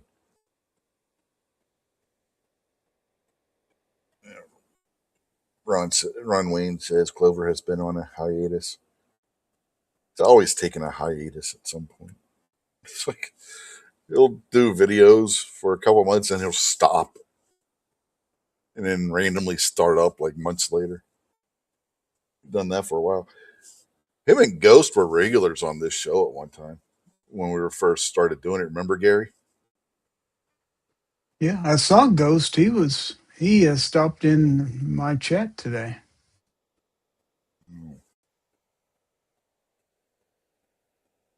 He had time. Mm-hmm.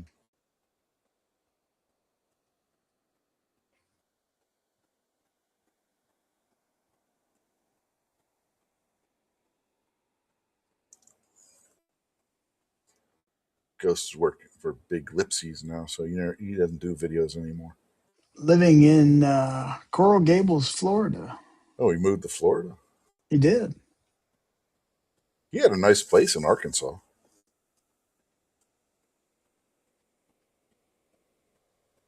I'll bet he's got a nice place in Florida. Probably. Coral Gables isn't a cheap area.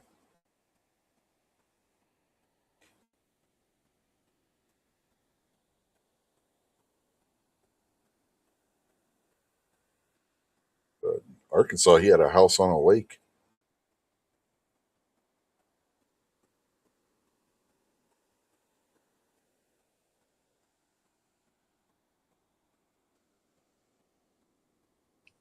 Packer said Ghost and Clover is the reason he started chatting and his channel. A lot of us can make claim to that.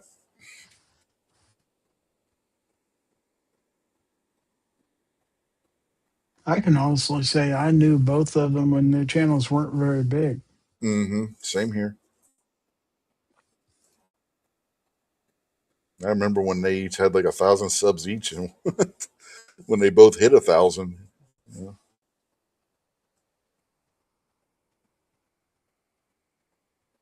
Yeah, some of us go back a ways.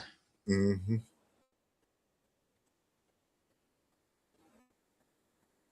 Almost 9 years now for me being on YouTube, coming up on it.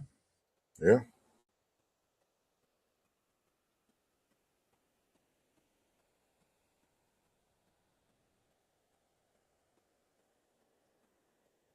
And I know a That's, thing or two because I've seen a thing or two. yep. 8.5 years I've been doing this show. January of 2018. Or was it February? Was it January or February 2018? I'd have to go back and look. Let's see, you started yours up before I did, I think.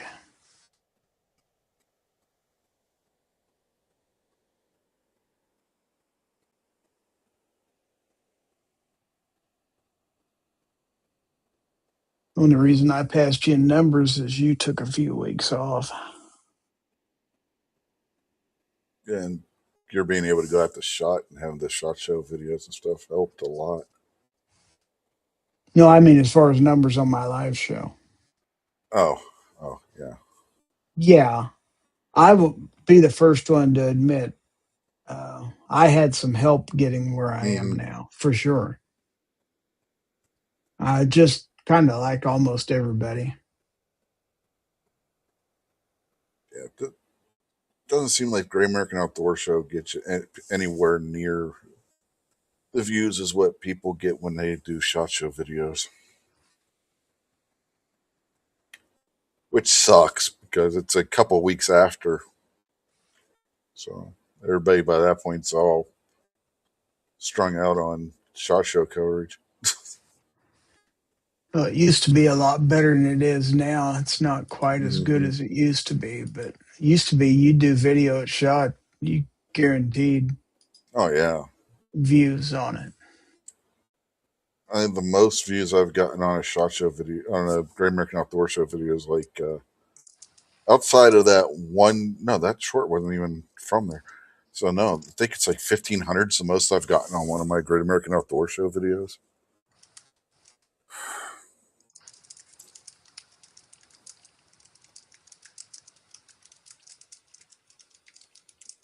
I'd have to look at my channel and see for sure.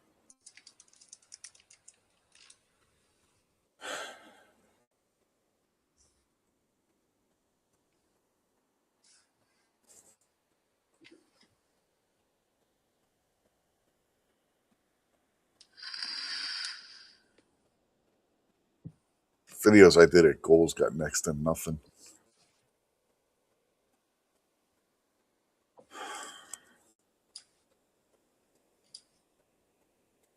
My Goals video, the one where GOA suing Florida, got the most views, and it's only 126. Goals didn't get any views whatsoever.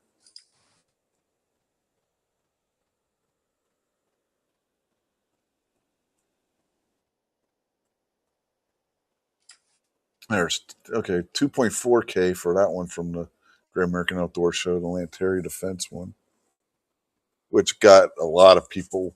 That video, I went and banned the word Palestine, Palestinian on the channel because that video, majority of the comments were people bitching because the guy brought up the Israeli-Palestinian war.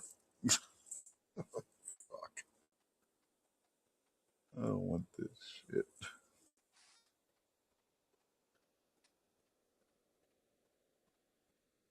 Well, I haven't looked at the one Diamondback one, the one on their 380 from a couple years ago. That's got 1.7K views. Didn't even realize that one got that many views on it.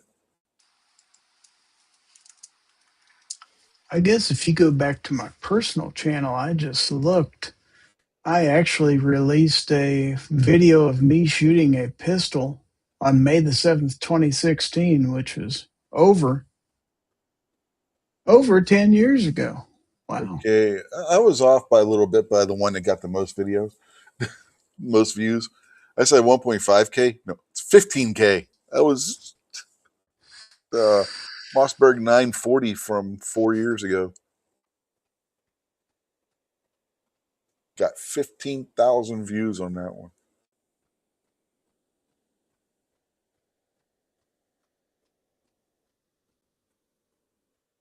Went a whole minute and 9 seconds long.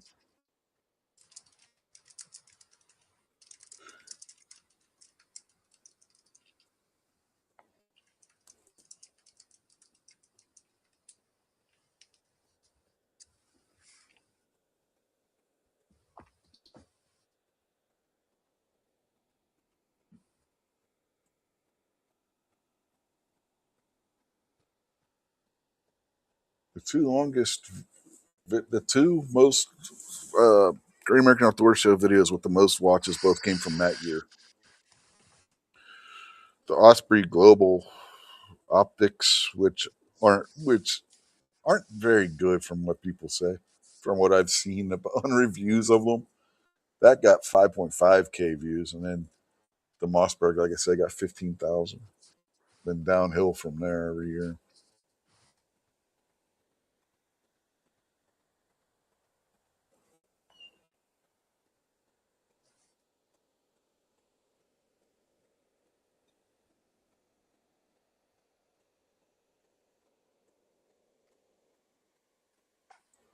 Southern Bell's Barbecue's hardly ever gotten views. I think I did 2 videos with them over the years, but their barbecue sauces are really good. If you folks have never heard of Southern Bell's Barbecue, they have a website. Google them. Their barbecue sauces are freaking awesome.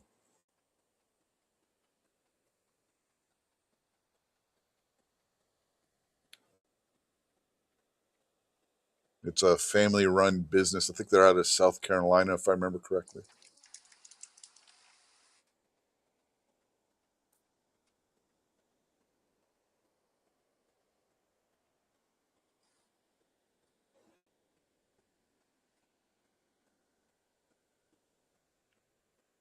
Usually, I count the beginning of my channel as when I joined gun channels. Mm-hmm. which was June the 30th of 2017. So Yeah, I joined in 2017 sometime too. I just don't remember when. and CloverTech added me as a friend 7/3/2017. So he was the first person to ever add me as a Did you friend keep a on. spreadsheet of that or something? No, I went back and looked through Uh, old emails I got from gunchannels.com.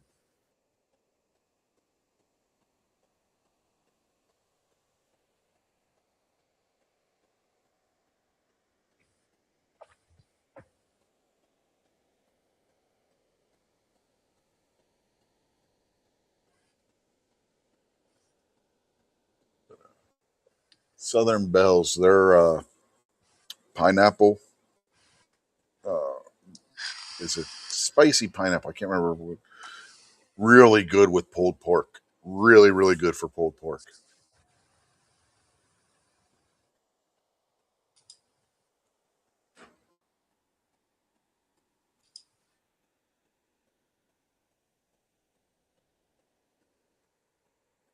Misty says Uh, she technically started Ron's channel.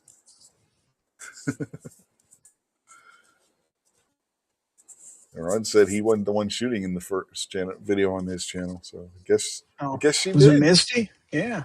There you Yeah. go.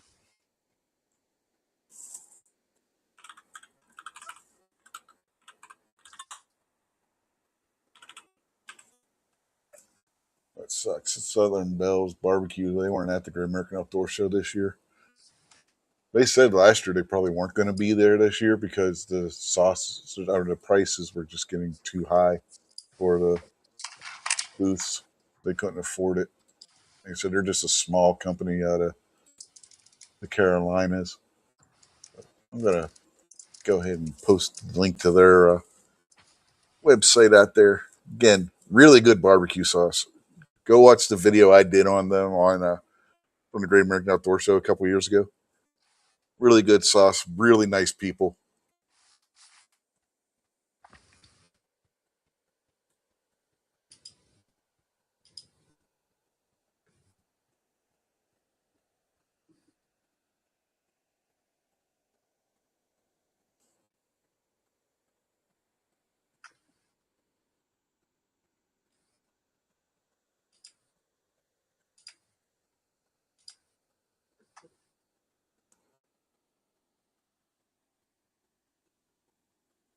Some of the sauces they sell by the gallon, or at least they used to. I don't know if they still do. Let's see. Oh, they're the hot and sassy peach. That's a really good one too. Can't buy it though because Amy's allergic to peaches.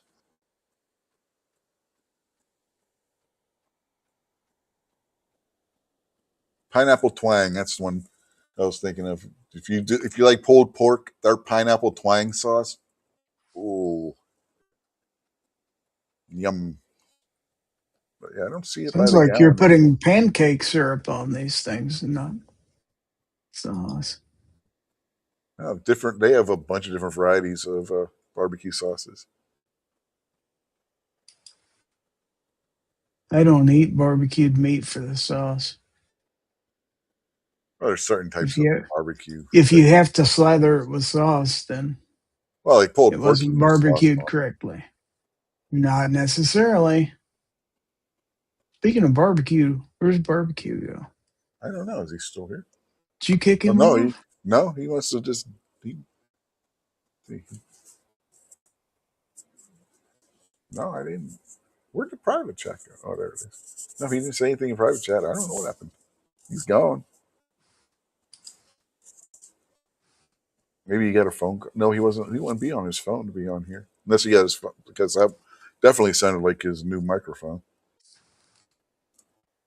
I don't know what happened to Oh, barbecue. tech, technical problems he just put out in the chat. Oh, okay. Yeah, I see it.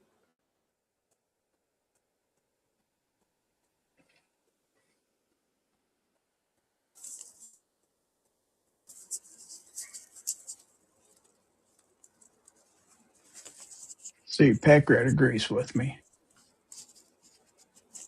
Properly done barbecue does not require sauce.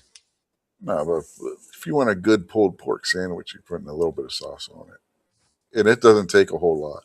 I've had some damn good pulled pork that didn't have any sauce. Mm-hmm.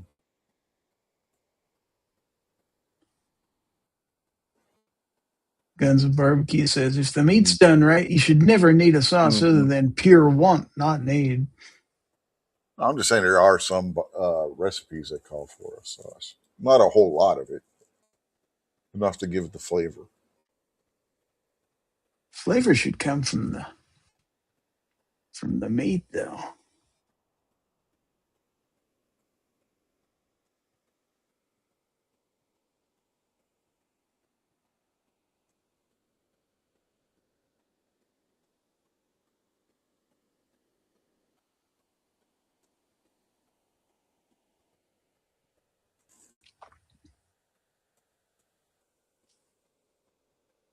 Heck, I'll put barbecue sauce on a burger, which the Southern Heat one of theirs is really good on a burger. If you want something different to put on a burger, Sounds like you just like barbecue sauce. I like their barbecue sauce. So you're eating it for the sauce. Some things, Do you drink their sauce too? no, just use it like a condiment. Tell the truth. You sneak in the refrigerator when nobody's looking and you take a sip out of it, don't you? No, no, haven't actually done that.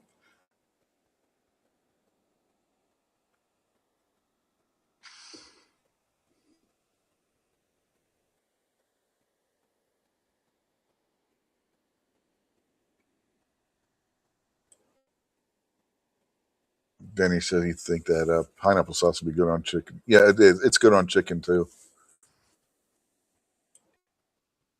That peach one, like I said, is really good, but can't get it because Amy's allergic to peach.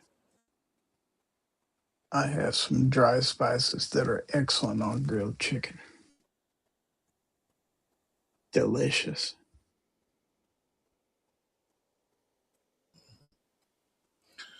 The pineapple one also is a good dipping sauce for like chicken tenders, chicken I nuggets. suppose you eat your fries with ketchup too, don't you? Not always. How about onion rings? Do you put them in ketchup too? Cocktail sauce. For God's sake.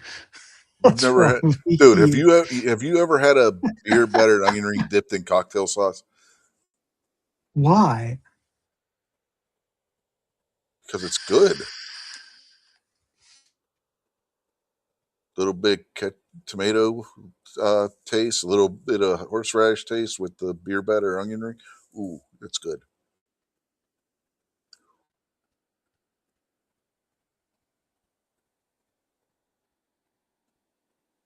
That's how the restaurant I worked in served the beer battered onion rings with a thing of cocktail sauce.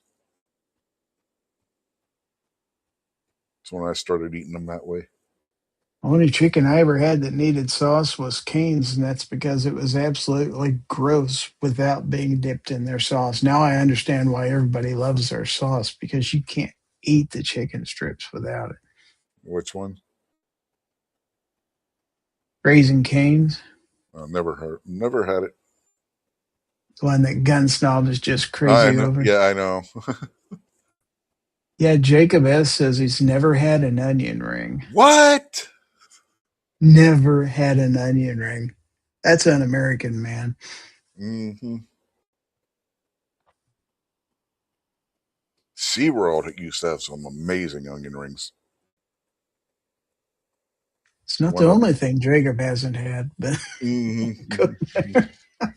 But SeaWorld up in Ohio, when it was open, used to have amazing onion rings at the one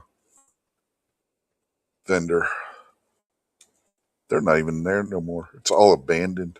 It's a shame what's happened to SeaWorld up there. They basically abandoned it.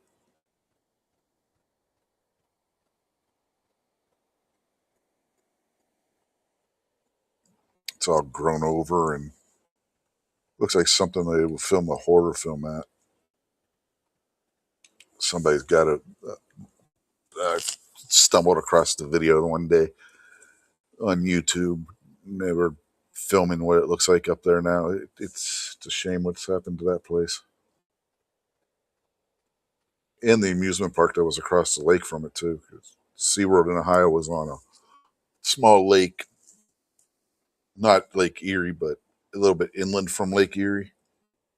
And on one side, you had SeaWorld. And on the other side of the lake, you had Geauga Lake Amusement Park. And they're both in terrible condition now. At one time, before they completely abandoned it, they combined the two into a Six Flags up there, but eventually that went bye-bye and became Geauga Lake again, and then I don't think anybody owns it now. At least the SeaWorld side of it isn't being used at all.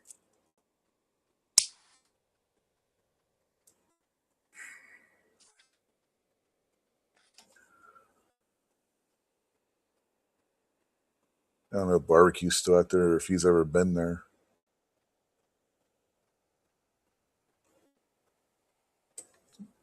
I think it was still been. They both would have been open still. I think when he was a kid, and they're not super far from where he's at.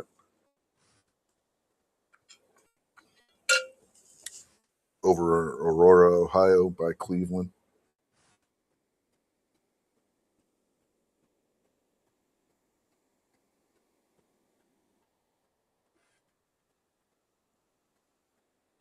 Apparently, Pack Rat doesn't like Raising Cane's or Church's chicken.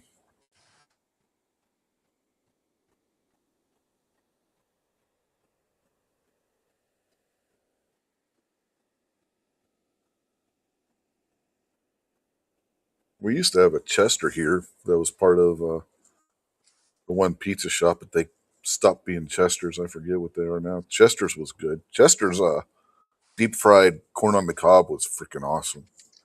We actually have pretty good chicken at our grocery store deli. Yeah, so does ours. They make some real good chicken Yeah, there. we just And they make rotisserie chickens now, too. Those are good. our Walmart has good rotisserie chicken, and my youngest daughter's the one that makes it. So, but I'm not just saying it because she makes it. I mean, she does a really good job making their rotisserie chicken. It comes out really good. I don't Nice, buy them tender. because it tastes too good and I'd be tempted to eat way too much. So it's like, no, better not. Grim Reaper says he wants Bojangles. Never I've had it. been to Bojangles that was good, and I've been to Bojangles where it was shit. So Bojangles seems to be a hit or miss.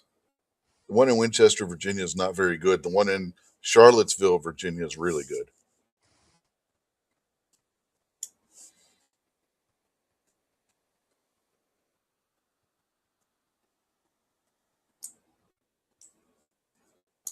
Ron says that the rotisserie chicken at their Walmart's really good.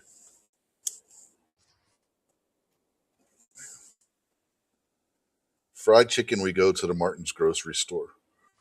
Rotisserie chicken, we go to Walmart.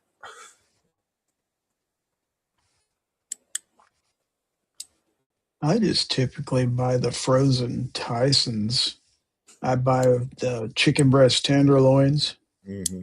and cook those. Those We'll are get pretty good. we'll get their like boneless wings, the barbecue in Buffalo.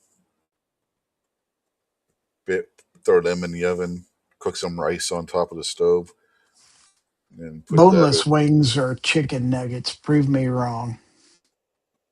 They're not as processed. They're more chicken strips cut in half, chicken tenders cut in half.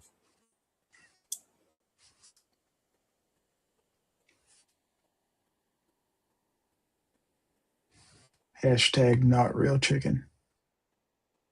Well, chicken nuggets. Yeah.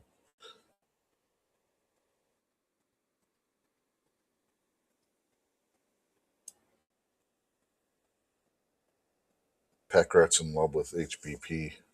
HEB. There we go. Make fun of it, but have you ever been in an HEB? They're pretty awesome. We don't have any around here. No, you have to go to Texas. Yeah, I know.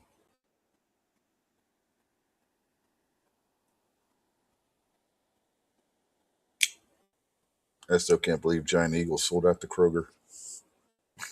I guess if you're getting $1 billion some dollars for it, The rich get richer. Mm. Ron Wayne says Soylent Green. There actually is a Soylent Green. It's It's people. it's not people. It's a Yeah, it is. I saw the movie. yeah, It's people. movie, yeah. 100%. Which is why I can't believe they actually named this product Soylent. Have these people not seen the movie? But it's one of those energy drink kind of things. I think that's what it is. Usually, it's in the where they have the Vita water and stuff in supermarkets. But there's an actual. They have Soylent Red, Soylent Green, and I forget what else. I wouldn't eat that stuff. It's a drink. It's a drink. Permane Not the Brothers is movie. freaking awesome. Barbecue, you savage.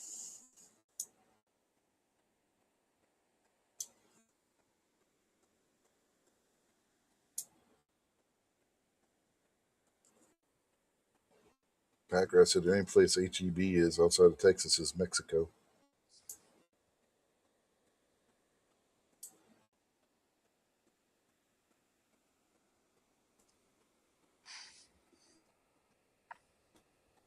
Permane Brothers is one of those places I've seen a lot of, well, not a lot, but a few of the British channels that come over here and try the food. And they're like, we need this in the UK.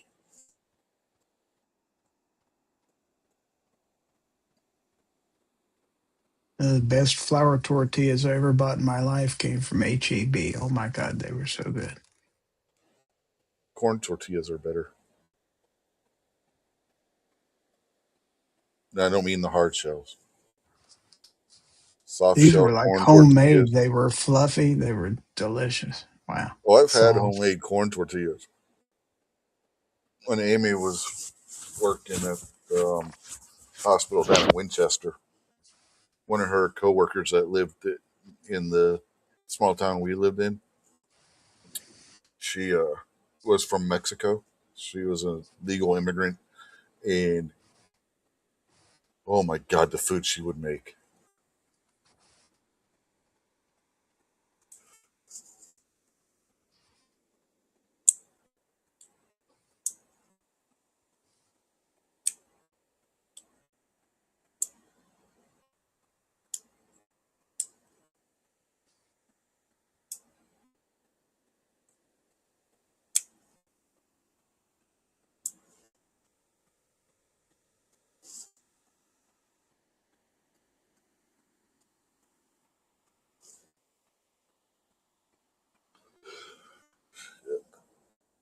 Um, see, we've covered food. Somehow these chats always end up talking about food. Why do we always talk about food? We haven't had near enough baseball talk. Wow. Oh, we talked about Ro- Royals lost 19-2 today. holy shit. At least he got a safety. At least they won the first two games of the series, but yeah, they is bad. 5 runs in the eighth, six in the ninth. Now, Bad. Barbecue says about my comment about they want Permane Brothers in the UK. They want awful burgers in the UK. Permane Brothers isn't a burger joint, so I'm beginning to question whether you've ever actually been in a Permane Brothers barbecue.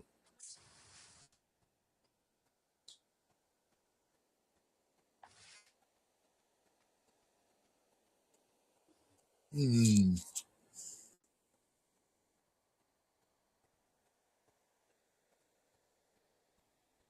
They sell all kinds of different sandwiches.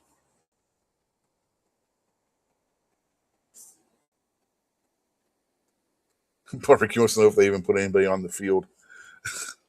They ended up having a position player pitch. Damn.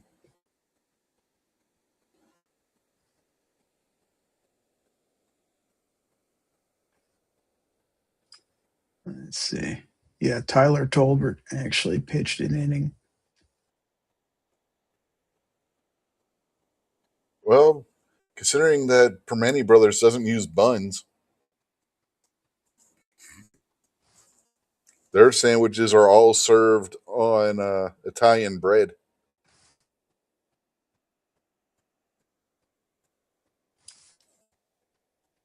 Mancini's Italian bread, to be precise. So, yeah.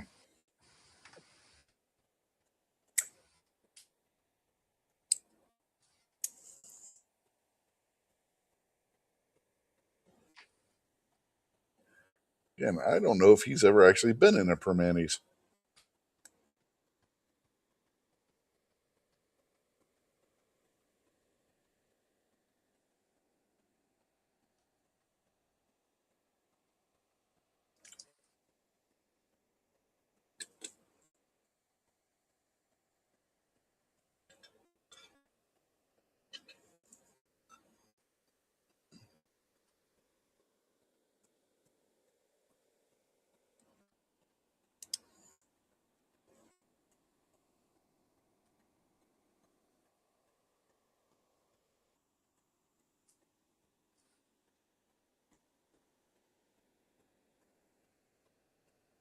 Packer says Taco Bell and Packer is not a good mix.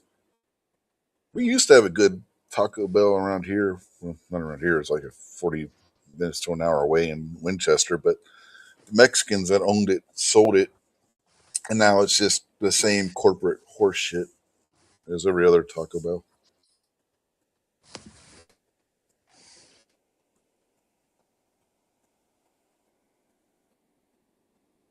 When the Mexicans owned it, they did everything fresh in store. They didn't use the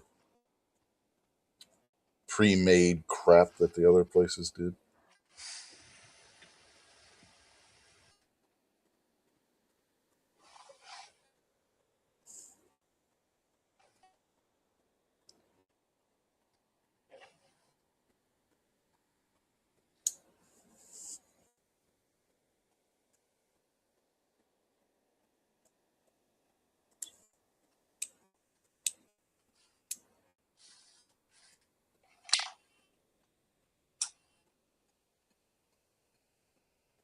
Ron Wayne says he hasn't eaten a Taco Bell in over 10 years, to be honest. We've got one here in town that opened 2 years ago, I think now.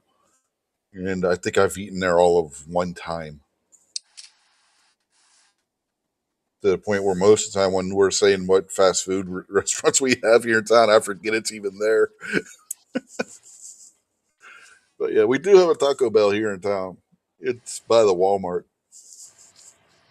They get a lot of business in there from people that work at the Walmart because it's the only damn restaurant right there that they can get food from on their lunch, other than buying because they don't have buying stuff off the shelf at Walmart because they don't have like a McDonald's or a Subway or anything like that in the Walmart anymore.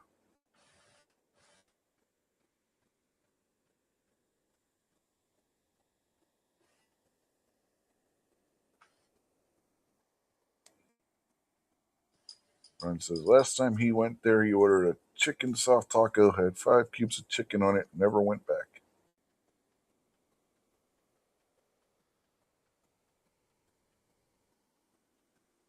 Packer said, besides, why would he want Taco Bell when they have a bunch of mom and pop places? Yeah. Real Texans don't go to Taco Bell. Mm-mm.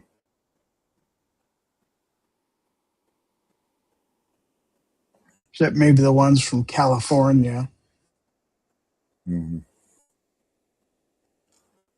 which there are a lot of those in Texas.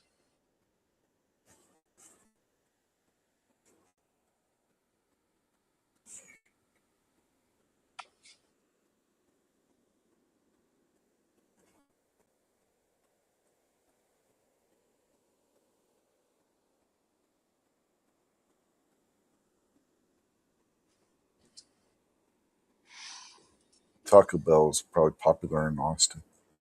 All the immigrants from California.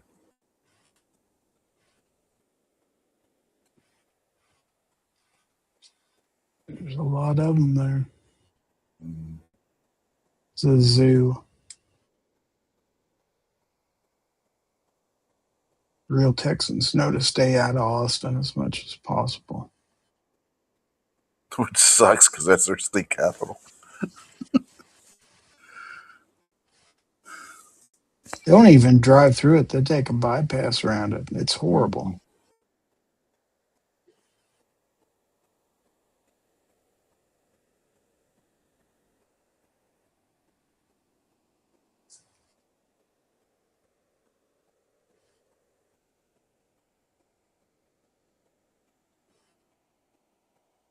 Like a week ago, Amy stopped at mom and pop pizza shop on her way home from work. That's like 2 towns over in Maryland on her way home, and brought home real pizza for a change. That was good.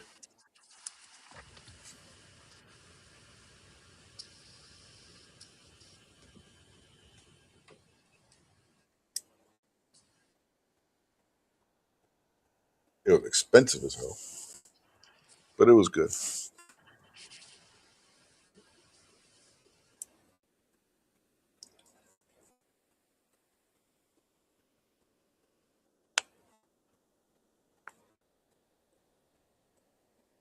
2 extra large pizzas were like $60. Like Jesus Christ,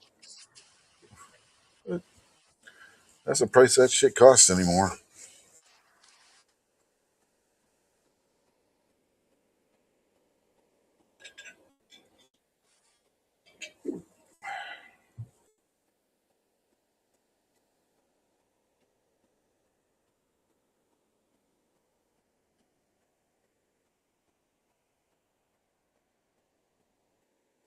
Oh, and Pirates won today.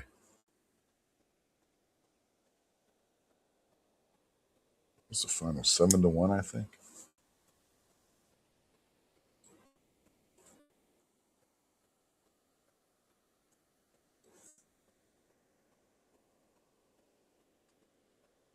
Oh, Pirates play the Yankees tomorrow. Wow.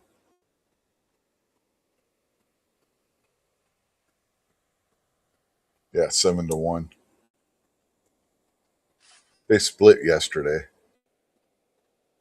They won the first half of the doubleheader, then the Guardians won, or Indians won the second half. Bullpen game for the Pirates in the second game, and the bullpen blew it. They were up 3-0 at one point.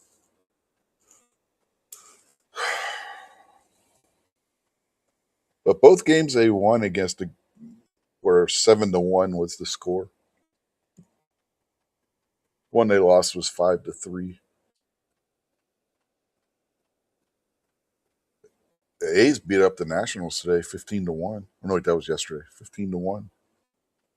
I turned off the Royals game when it was 7-2. I decided to switch over to the World Cup. Man, I that must have watched been bad those. to make you want to watch soccer. It was. It's like there's got to be something else on. Oh yeah, the World Cup finals today.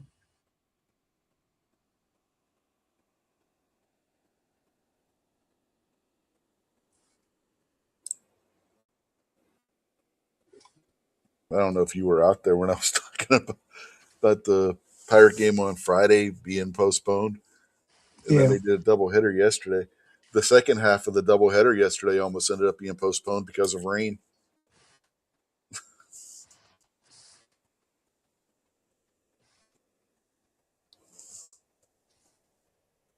They postponed it an hour, and when they were getting ready to start playing, it started raining again.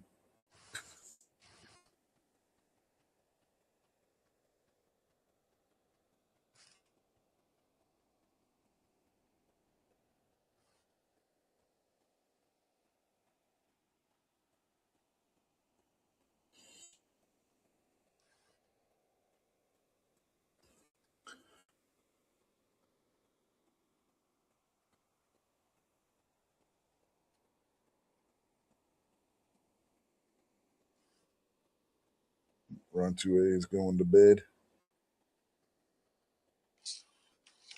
So, night run.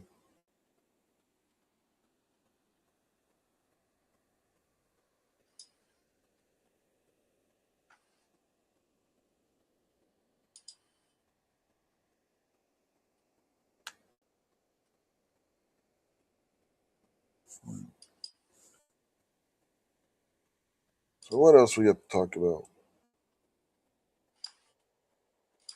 Oh, still haven't heard shit from the VA. What else is new?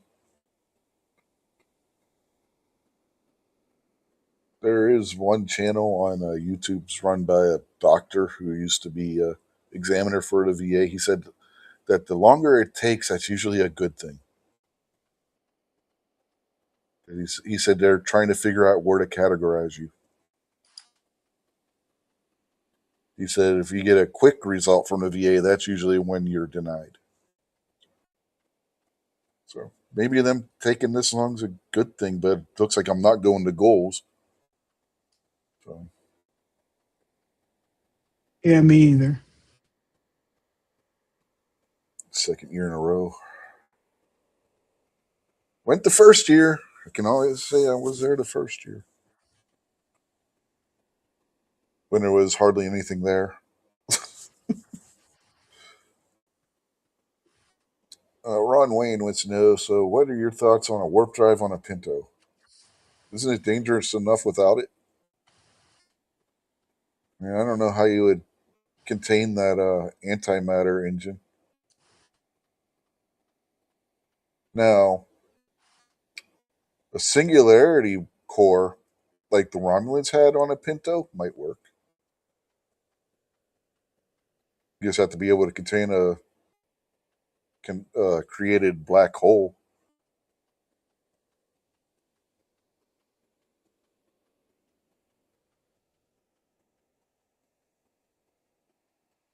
Ackrat said he has an appointment with his VSO on Thursday. Veteran Service Officer, in case anybody's wondering. Somebody to assist you with it, dealing with the VA. Usually, they have offices in like American Legion posts and stuff like that. Some states actually have their own veterans department with that, which has VSOs that work for the state. We have one here.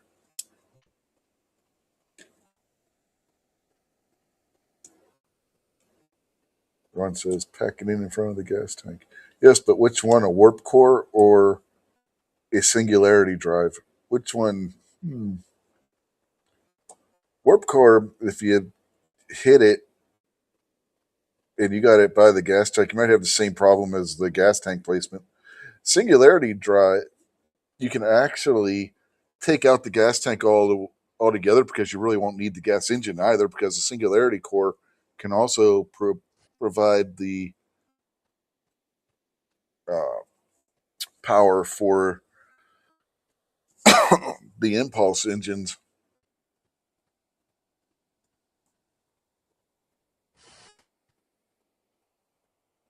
So singularity core would probably make a Pinto safer. Yeah. Which, if you know how Romulan singularity cores work, that makes that's hilarious.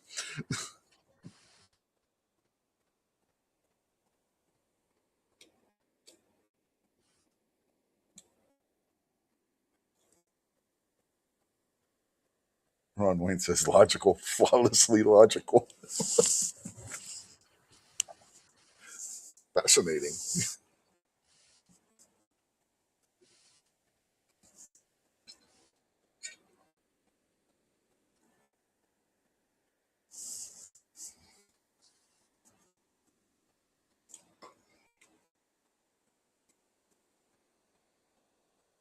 There is a mission in Star Trek Online where you get very up close and personal with a Romulan singularity core. You got to go inside of it to repair it.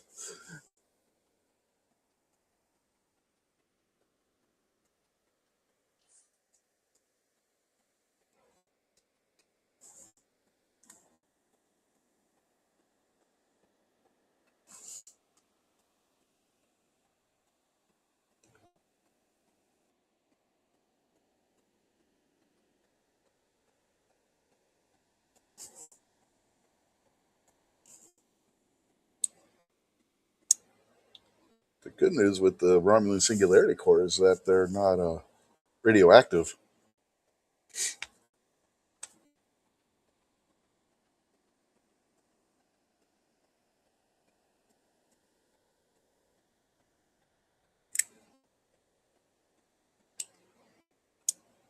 I said, but it's a miniature black hole. It's Romulan Singularity Core. You ever see what happens to a Romulan ship when it gets destroyed? It doesn't blow up. It gets sucked into the Singularity Core.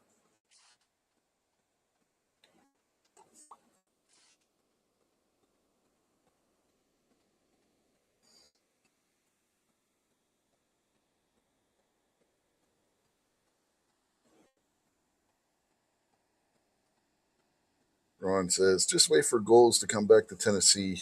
He wants to meet the both of us. The way they're talking, it's going to be in a different place every year, kind of like NRA is.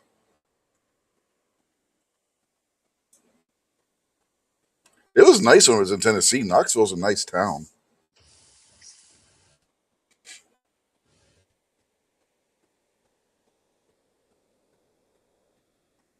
I enjoyed it.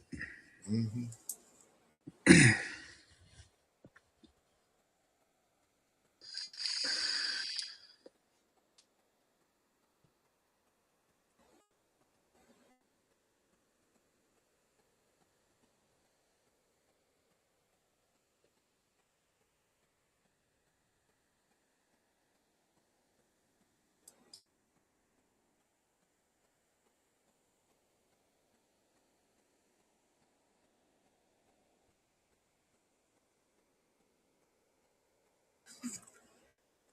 Packer, I said he thought it would be nice to have a warp drive on the Winnebago. Oh wait, they did that on Spaceballs. No, no, they didn't have a warp drive. They had oh, what the hell is that called in Star Wars? I can't think of it now. Hyperdrive. They had a hyperdrive that went plaid. Well, at least on the Spaceball ship.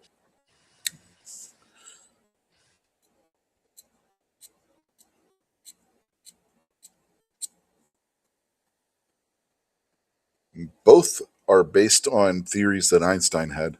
The warp drive in Star Trek and the hyperdrive in Star Wars. Both were based on Einstein's theories. There was a video a couple of decades ago now, or not a video, show special they did on a History Channel about the tech from Star Wars and Star Trek. They talked about how both they had scientists talking about how both the warp drive and the hyperdrive were based on theories that Einstein had in his relativity theories.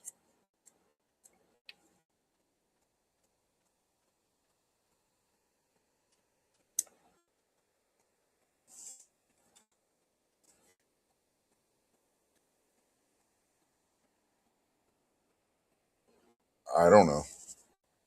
I haven't seen any commercials for Spaceballs 2. I did see a commercial for Super Troopers 3. They're all old men.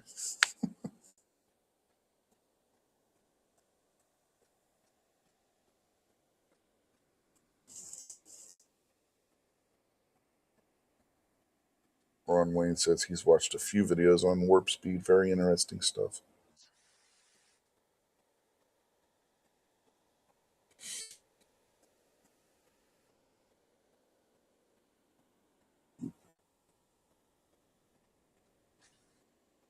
Yeah, warp speed, you're not actually traveling the speed of light. It's called warp because what it does is it bends reality, and you, instead of going long way to get somewhere, basically it bends space and you take a shortcut across between the two areas. Like I got a piece of paper here somewhere. Oh, got a napkin. Can use that. Okay. Like, whoop, fix my camera. Take this paper towel. Okay. You got one destination, one end of your destination's here, wherever my fingers are, here, is here. The other end's here. Normally, you would travel straight across the paper towel, right? Enter a warp core, depending on the warp factor, you're bending it like this, bringing the two areas closer together. Then instead of going all the way around or all the way across the flat paper towel, you go through the space here in between the two areas. Sounds like cheating to me. Mm-hmm.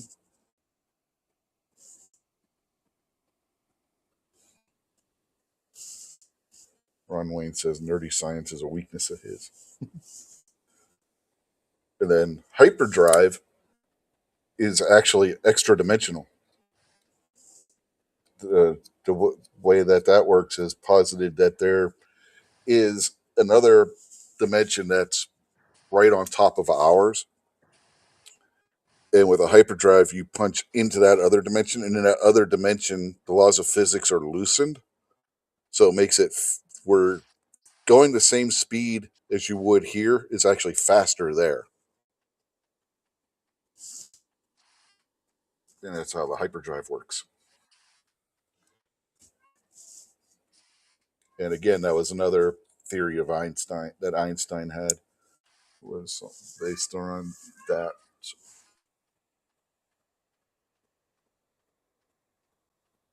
And objects in this dimension cast gravity shadows in that dimension, which is why in Star Wars you don't want to just jump into hyperspace and go. You got to plan out everything, because the last thing you want to do, like Han Solo says, is fly into a planet in hyperspace, because it'd be just as bad as hitting a planet in real space. Yeah, theoretically, yes, theoretically.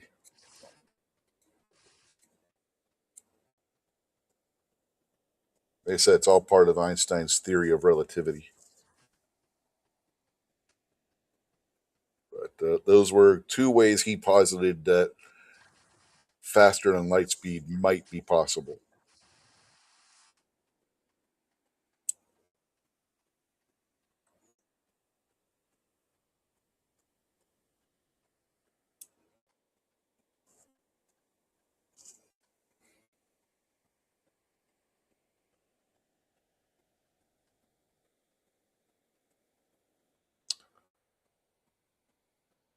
Yeah, I don't know if I want to read Moo's comment.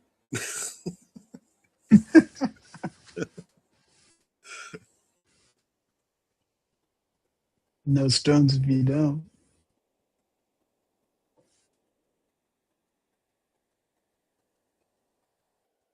Packrat said he just wants a blaster and a lightsaber. And then Ron says, hey, as fast as technology is progressing, it'll probably happen. Packrat. They've already weaponized lasers in laboratories. So, but yeah, I don't know. I don't think it's going to be anytime soon that we're going to see handheld versions, though.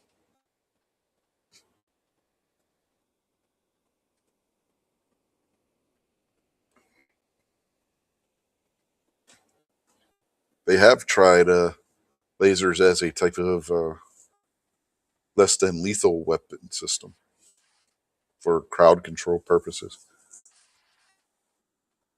Basically, the lasers made everybody super hot to where they wanted to leave the area. They were talking about that on the old show Future Weapons that used to be on, what was it, Military Channel or whatever? One of the Discovery channels. Packrat said he's like Bones, he doesn't want to teleport. The teleporter really didn't teleport you. That's the crazy part. It disintegrated you and reintegrated you somewhere else. Basically using the replicator system.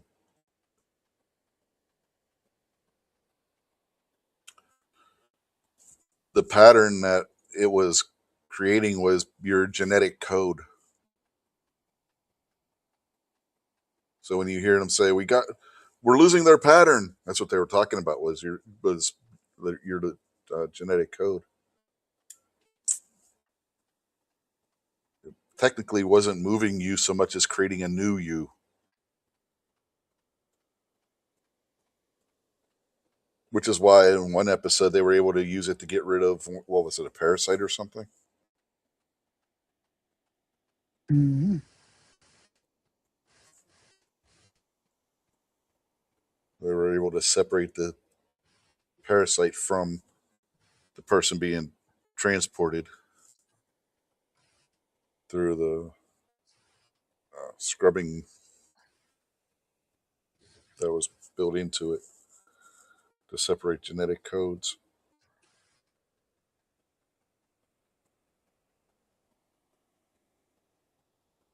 Moose says no teleporting for him. He watched The Fly. Well, the transporters in Star Trek have safeguards against that kind of thing happening, which is basically what I was just talking about, that they used to remove a parasite or something from somebody in one of the episodes.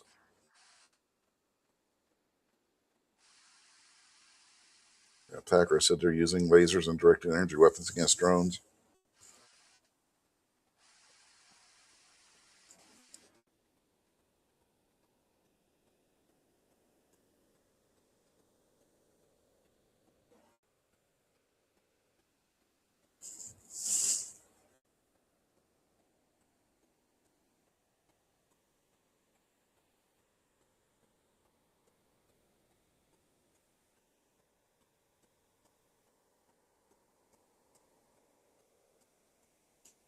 Ron Wayne says Kirk sprayed Jack the Ripper's atoms across space.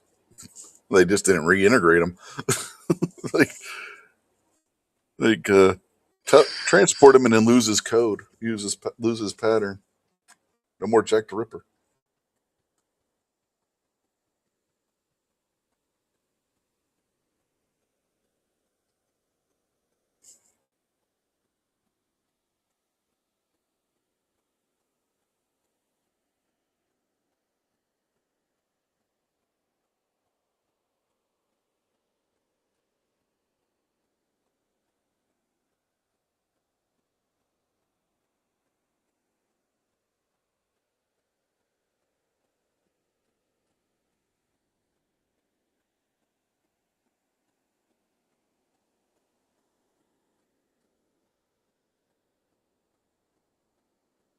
Mm-hmm.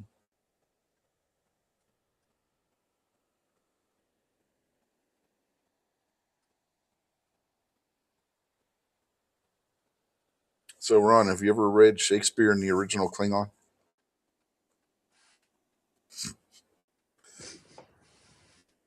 I have not.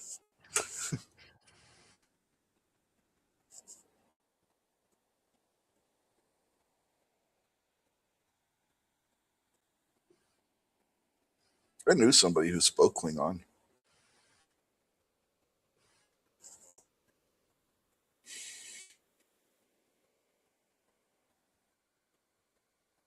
He worked as an actor when the Science Center in Pittsburgh was doing the Star Trek thing, and he played a Klingon there.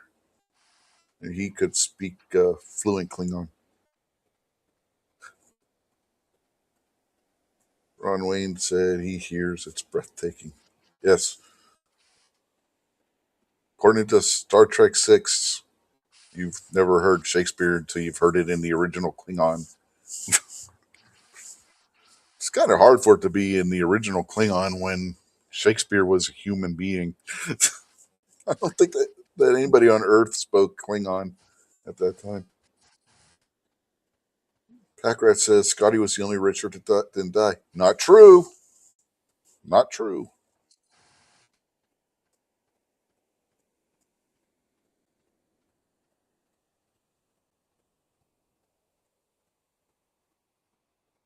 Ron said he didn't take Klingon in college. Not the one I went to.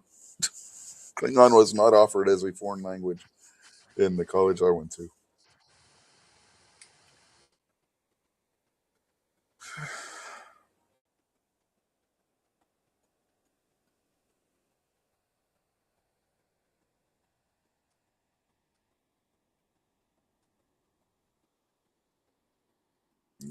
Yeoman, what's her face? A few episodes wore red. Can't remember her damn name. The blonde. And in Star Trek Next Generation, Command wore red. So, and Riker and Picard didn't die. So,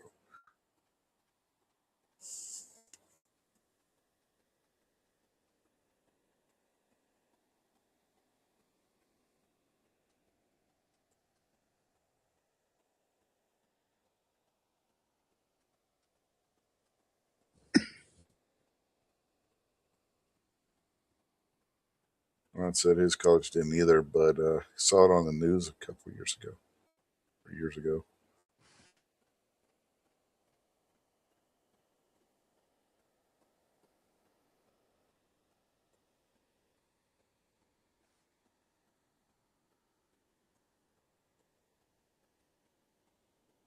Packer says Scotty almost didn't make it in the show. Yeah. Yeah, Janice Rand. Yeah, that's it. Ron Yeoman Janice Rand. Yep. Her dress colors changed.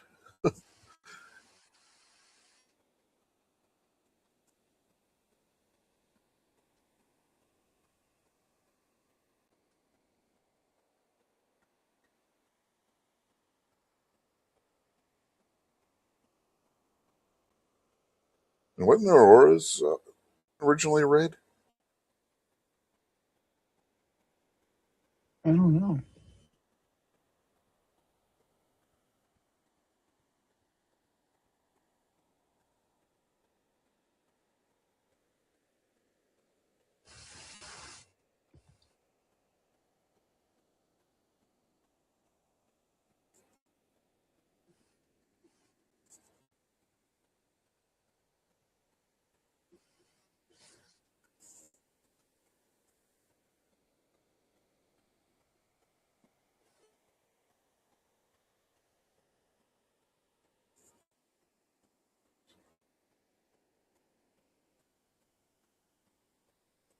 Ron Wayne says gold in the beginning. Yeah, but didn't she wear red at one point?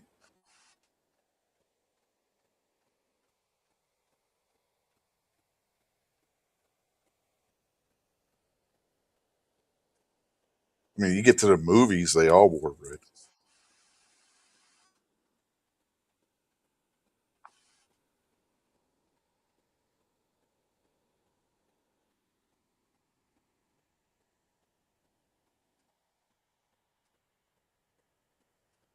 At least from Wrath of Khan on.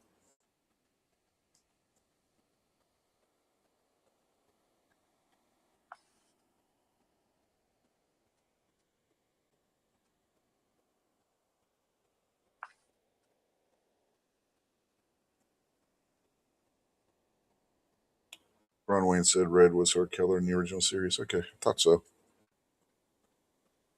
So yeah, Scotty wasn't the only red shirt that didn't die.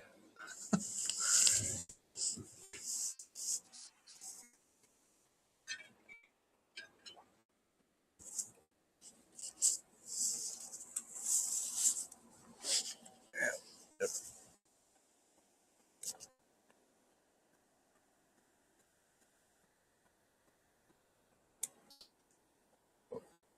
Remember the episode where they meet Abraham Lincoln Hmm. and they gotta prove what good and evil is? You play that episode in Star Trek Online,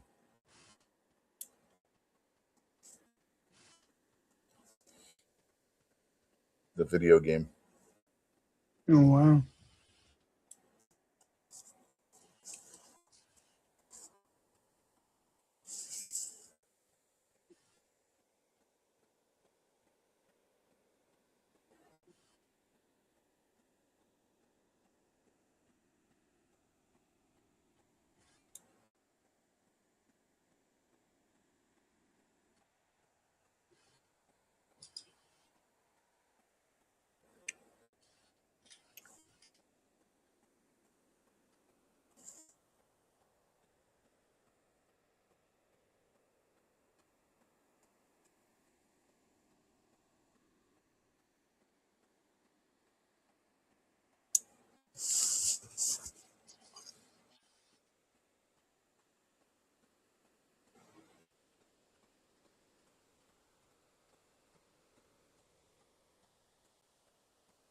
Ron Wayne says, interesting.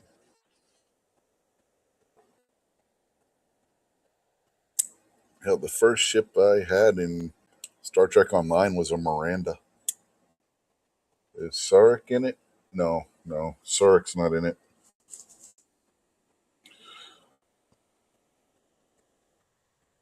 Spock is,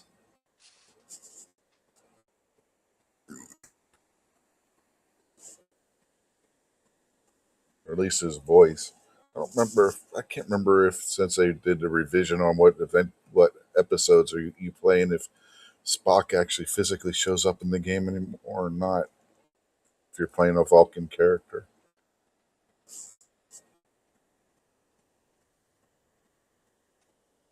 well, it takes place in the future of Star Trek, Ron, after the destruction of Romulus.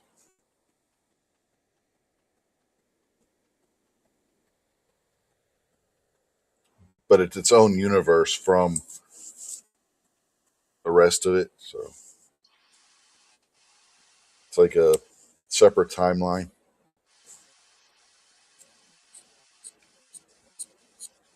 Ron Wayne says Miranda's a sleek design. Yeah, I like the Miranda design.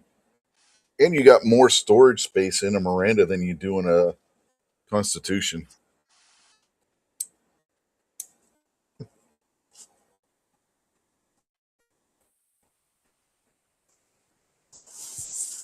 But there's some missions in Star Trek Online where you go into the past. You encounter Scotty a lot. there's quite a few missions that involve Scotty and Chekhov too.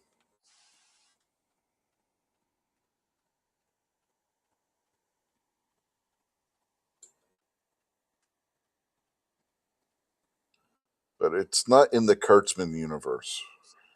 That I can tell you.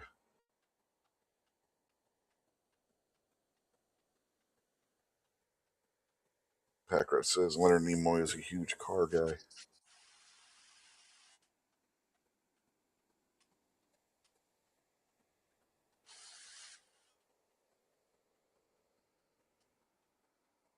I think the game came out before the Kurtzman universe was even a thing. God, the game came out like 16 years ago, and it's still going. This is the 16th anniversary, I think, of the game this year.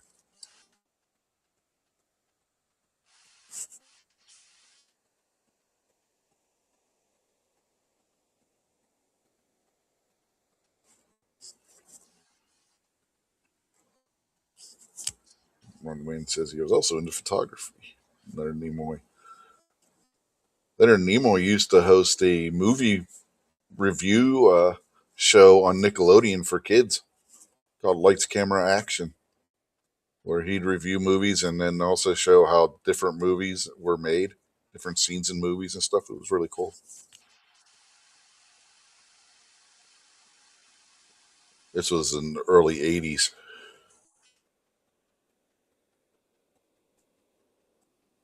One of the movies that he had on there was Monty Python and the Meaning of Life, where he went behind the scenes and showed how they filmed the scene where the guy in the restaurant explodes.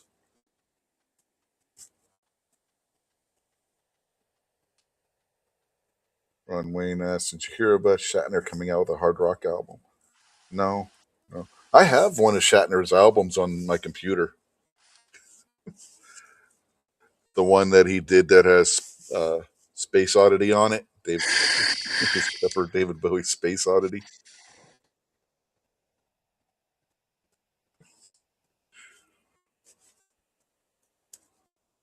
If I wouldn't get a copyright claim and probably a strike for it, I'd play some Shatner. How's it called? I gotta find it now. I know I got it. I gotta find where the hell I put it.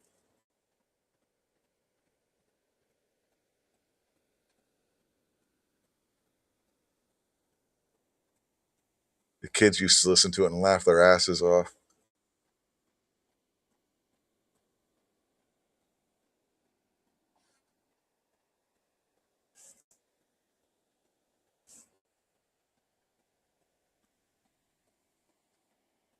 Rocket Man.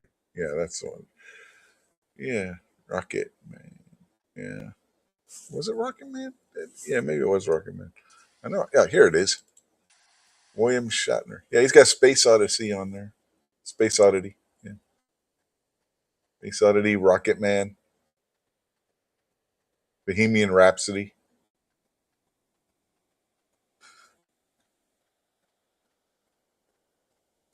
Seeking Major Tom is the name of the one I got. It's from 2011.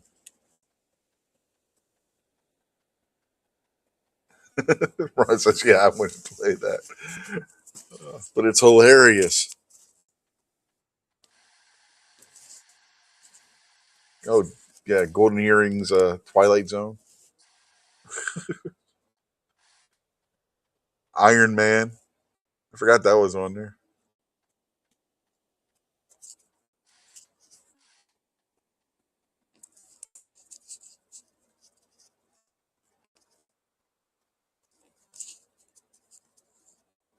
She blinded me with science, space trucking.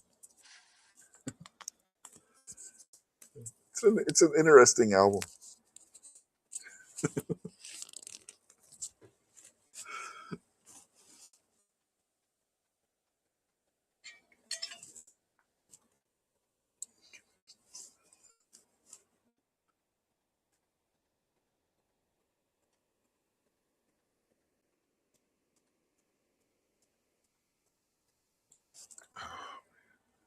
Damn, we've been going for almost 3 hours. Got talking about Star Trek and went another half hour.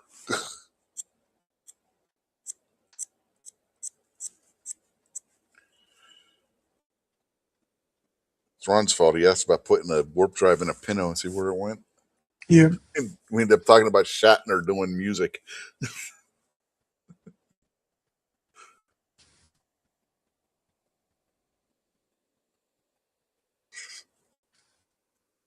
Not that Twilight Zone. The Golden Earring song, Twilight Zone.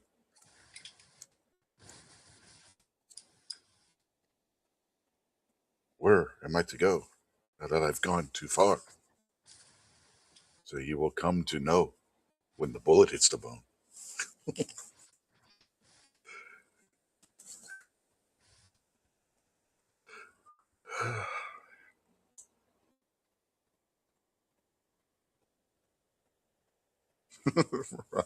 Hashtag derailed success. No, we were derailed a long time ago.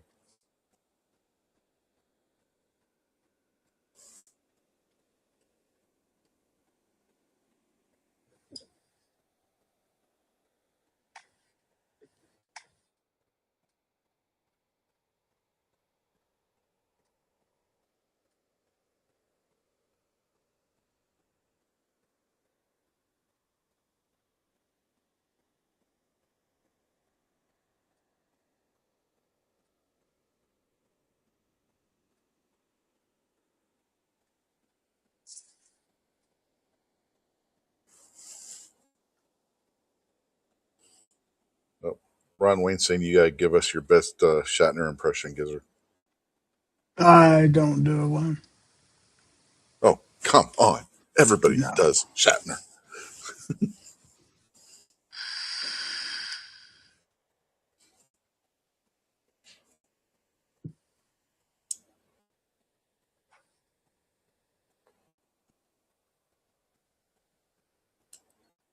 Shatner was hilarious on Psych.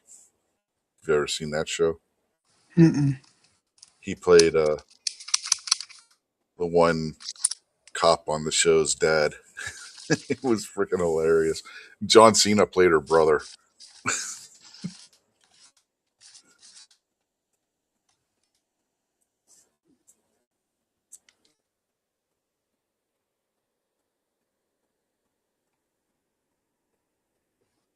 Space, the final frontier. These are the voyages of the Starship Enterprise.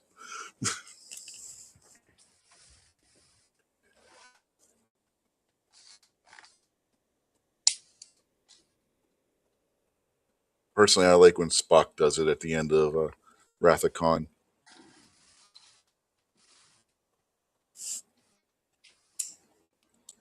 after Scotty plays Amazing Grace on the bagpipes. Yep. Yep.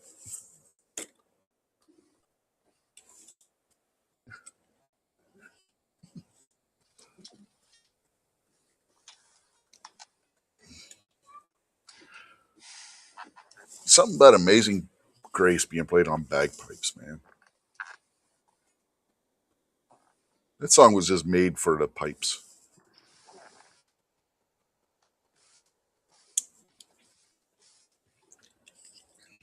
Probably the only song I've heard on bagpipes that I actually liked.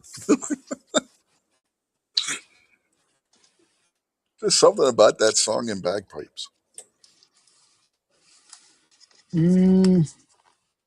AC/DC had bagpipes, and it's a Yeah, long way to yeah, the top.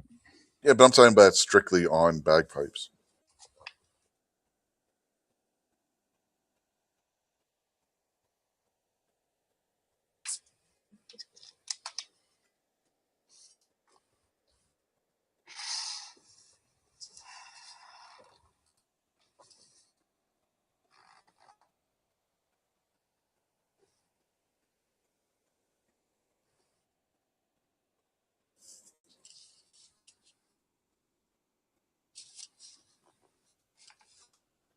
Pack Rat's a heathen.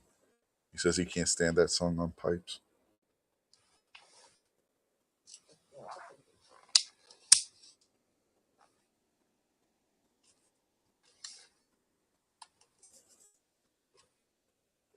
See how many people we still got? We still got 29 people watching this. Holy cow! That are awake. 11 of them are on. Or no, my math's off. 20.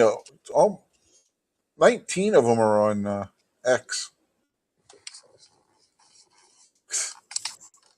Wow.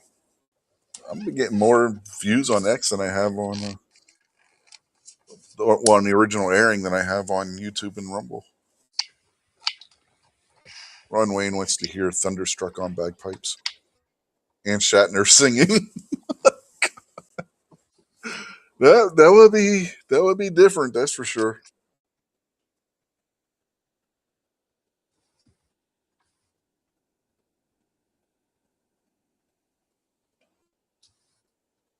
Packrat said he's heard it too many times on bagpipes. Like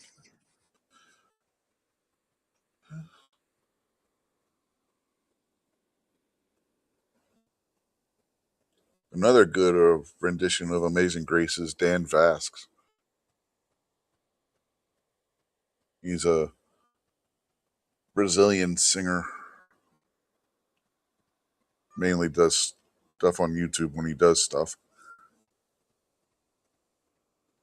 But he's got a good on his channel. He's got a good version of Amazing Grace.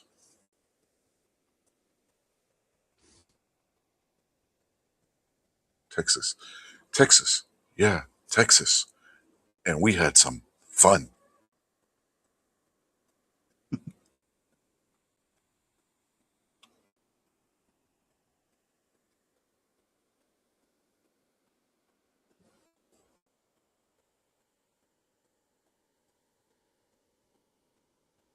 I promoted other stuff. See if I can find his channel. Dan Basque.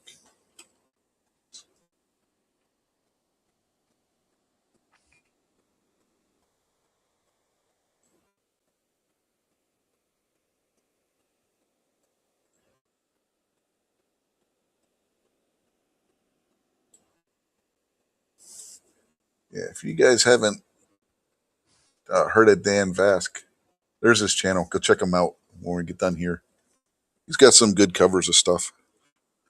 And he sounds like it. If Iron Maiden ever needed a new singer, he could step right in and take Bruce Dickinson's place.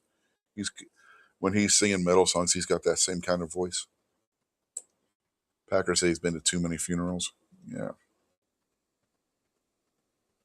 I can see how that could be the case. But Dan Vasque, he covers all kinds of stuff.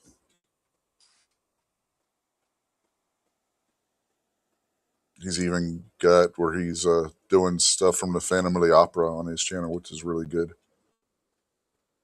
He's a really good singer. Check him out. Akrat says it gives him nightmares. Wow. PTSD from, yeah.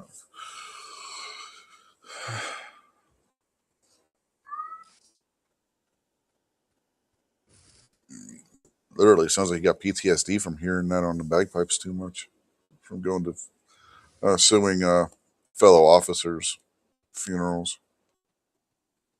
the way he's talking. So yeah, I guess that could have a detrimental mental effect on somebody. Definitely see how that could be the case.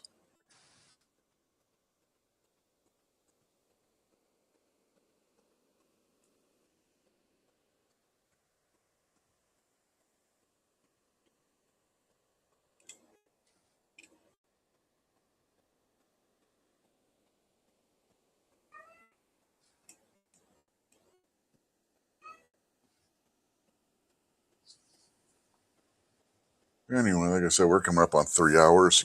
I think we need to call it a night. So you got anything you want to plug, Gizzard? I'm doing my show tomorrow night at 9 o'clock, Foul Territory. Hopefully, everybody will be there. And thanks for having me. Yep. Ron Wayne, real quick, said Michael Crawford Family Opera was his favorite. Yeah, he was good. He was good. But listen to Dan Vask doing Phantom of the Opera and Music of the Night. Chef's kiss on that.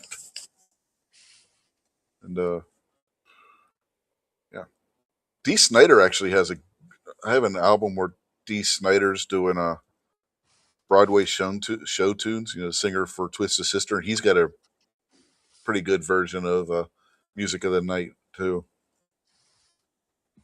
So anyway, I will bid you all adieu for this week.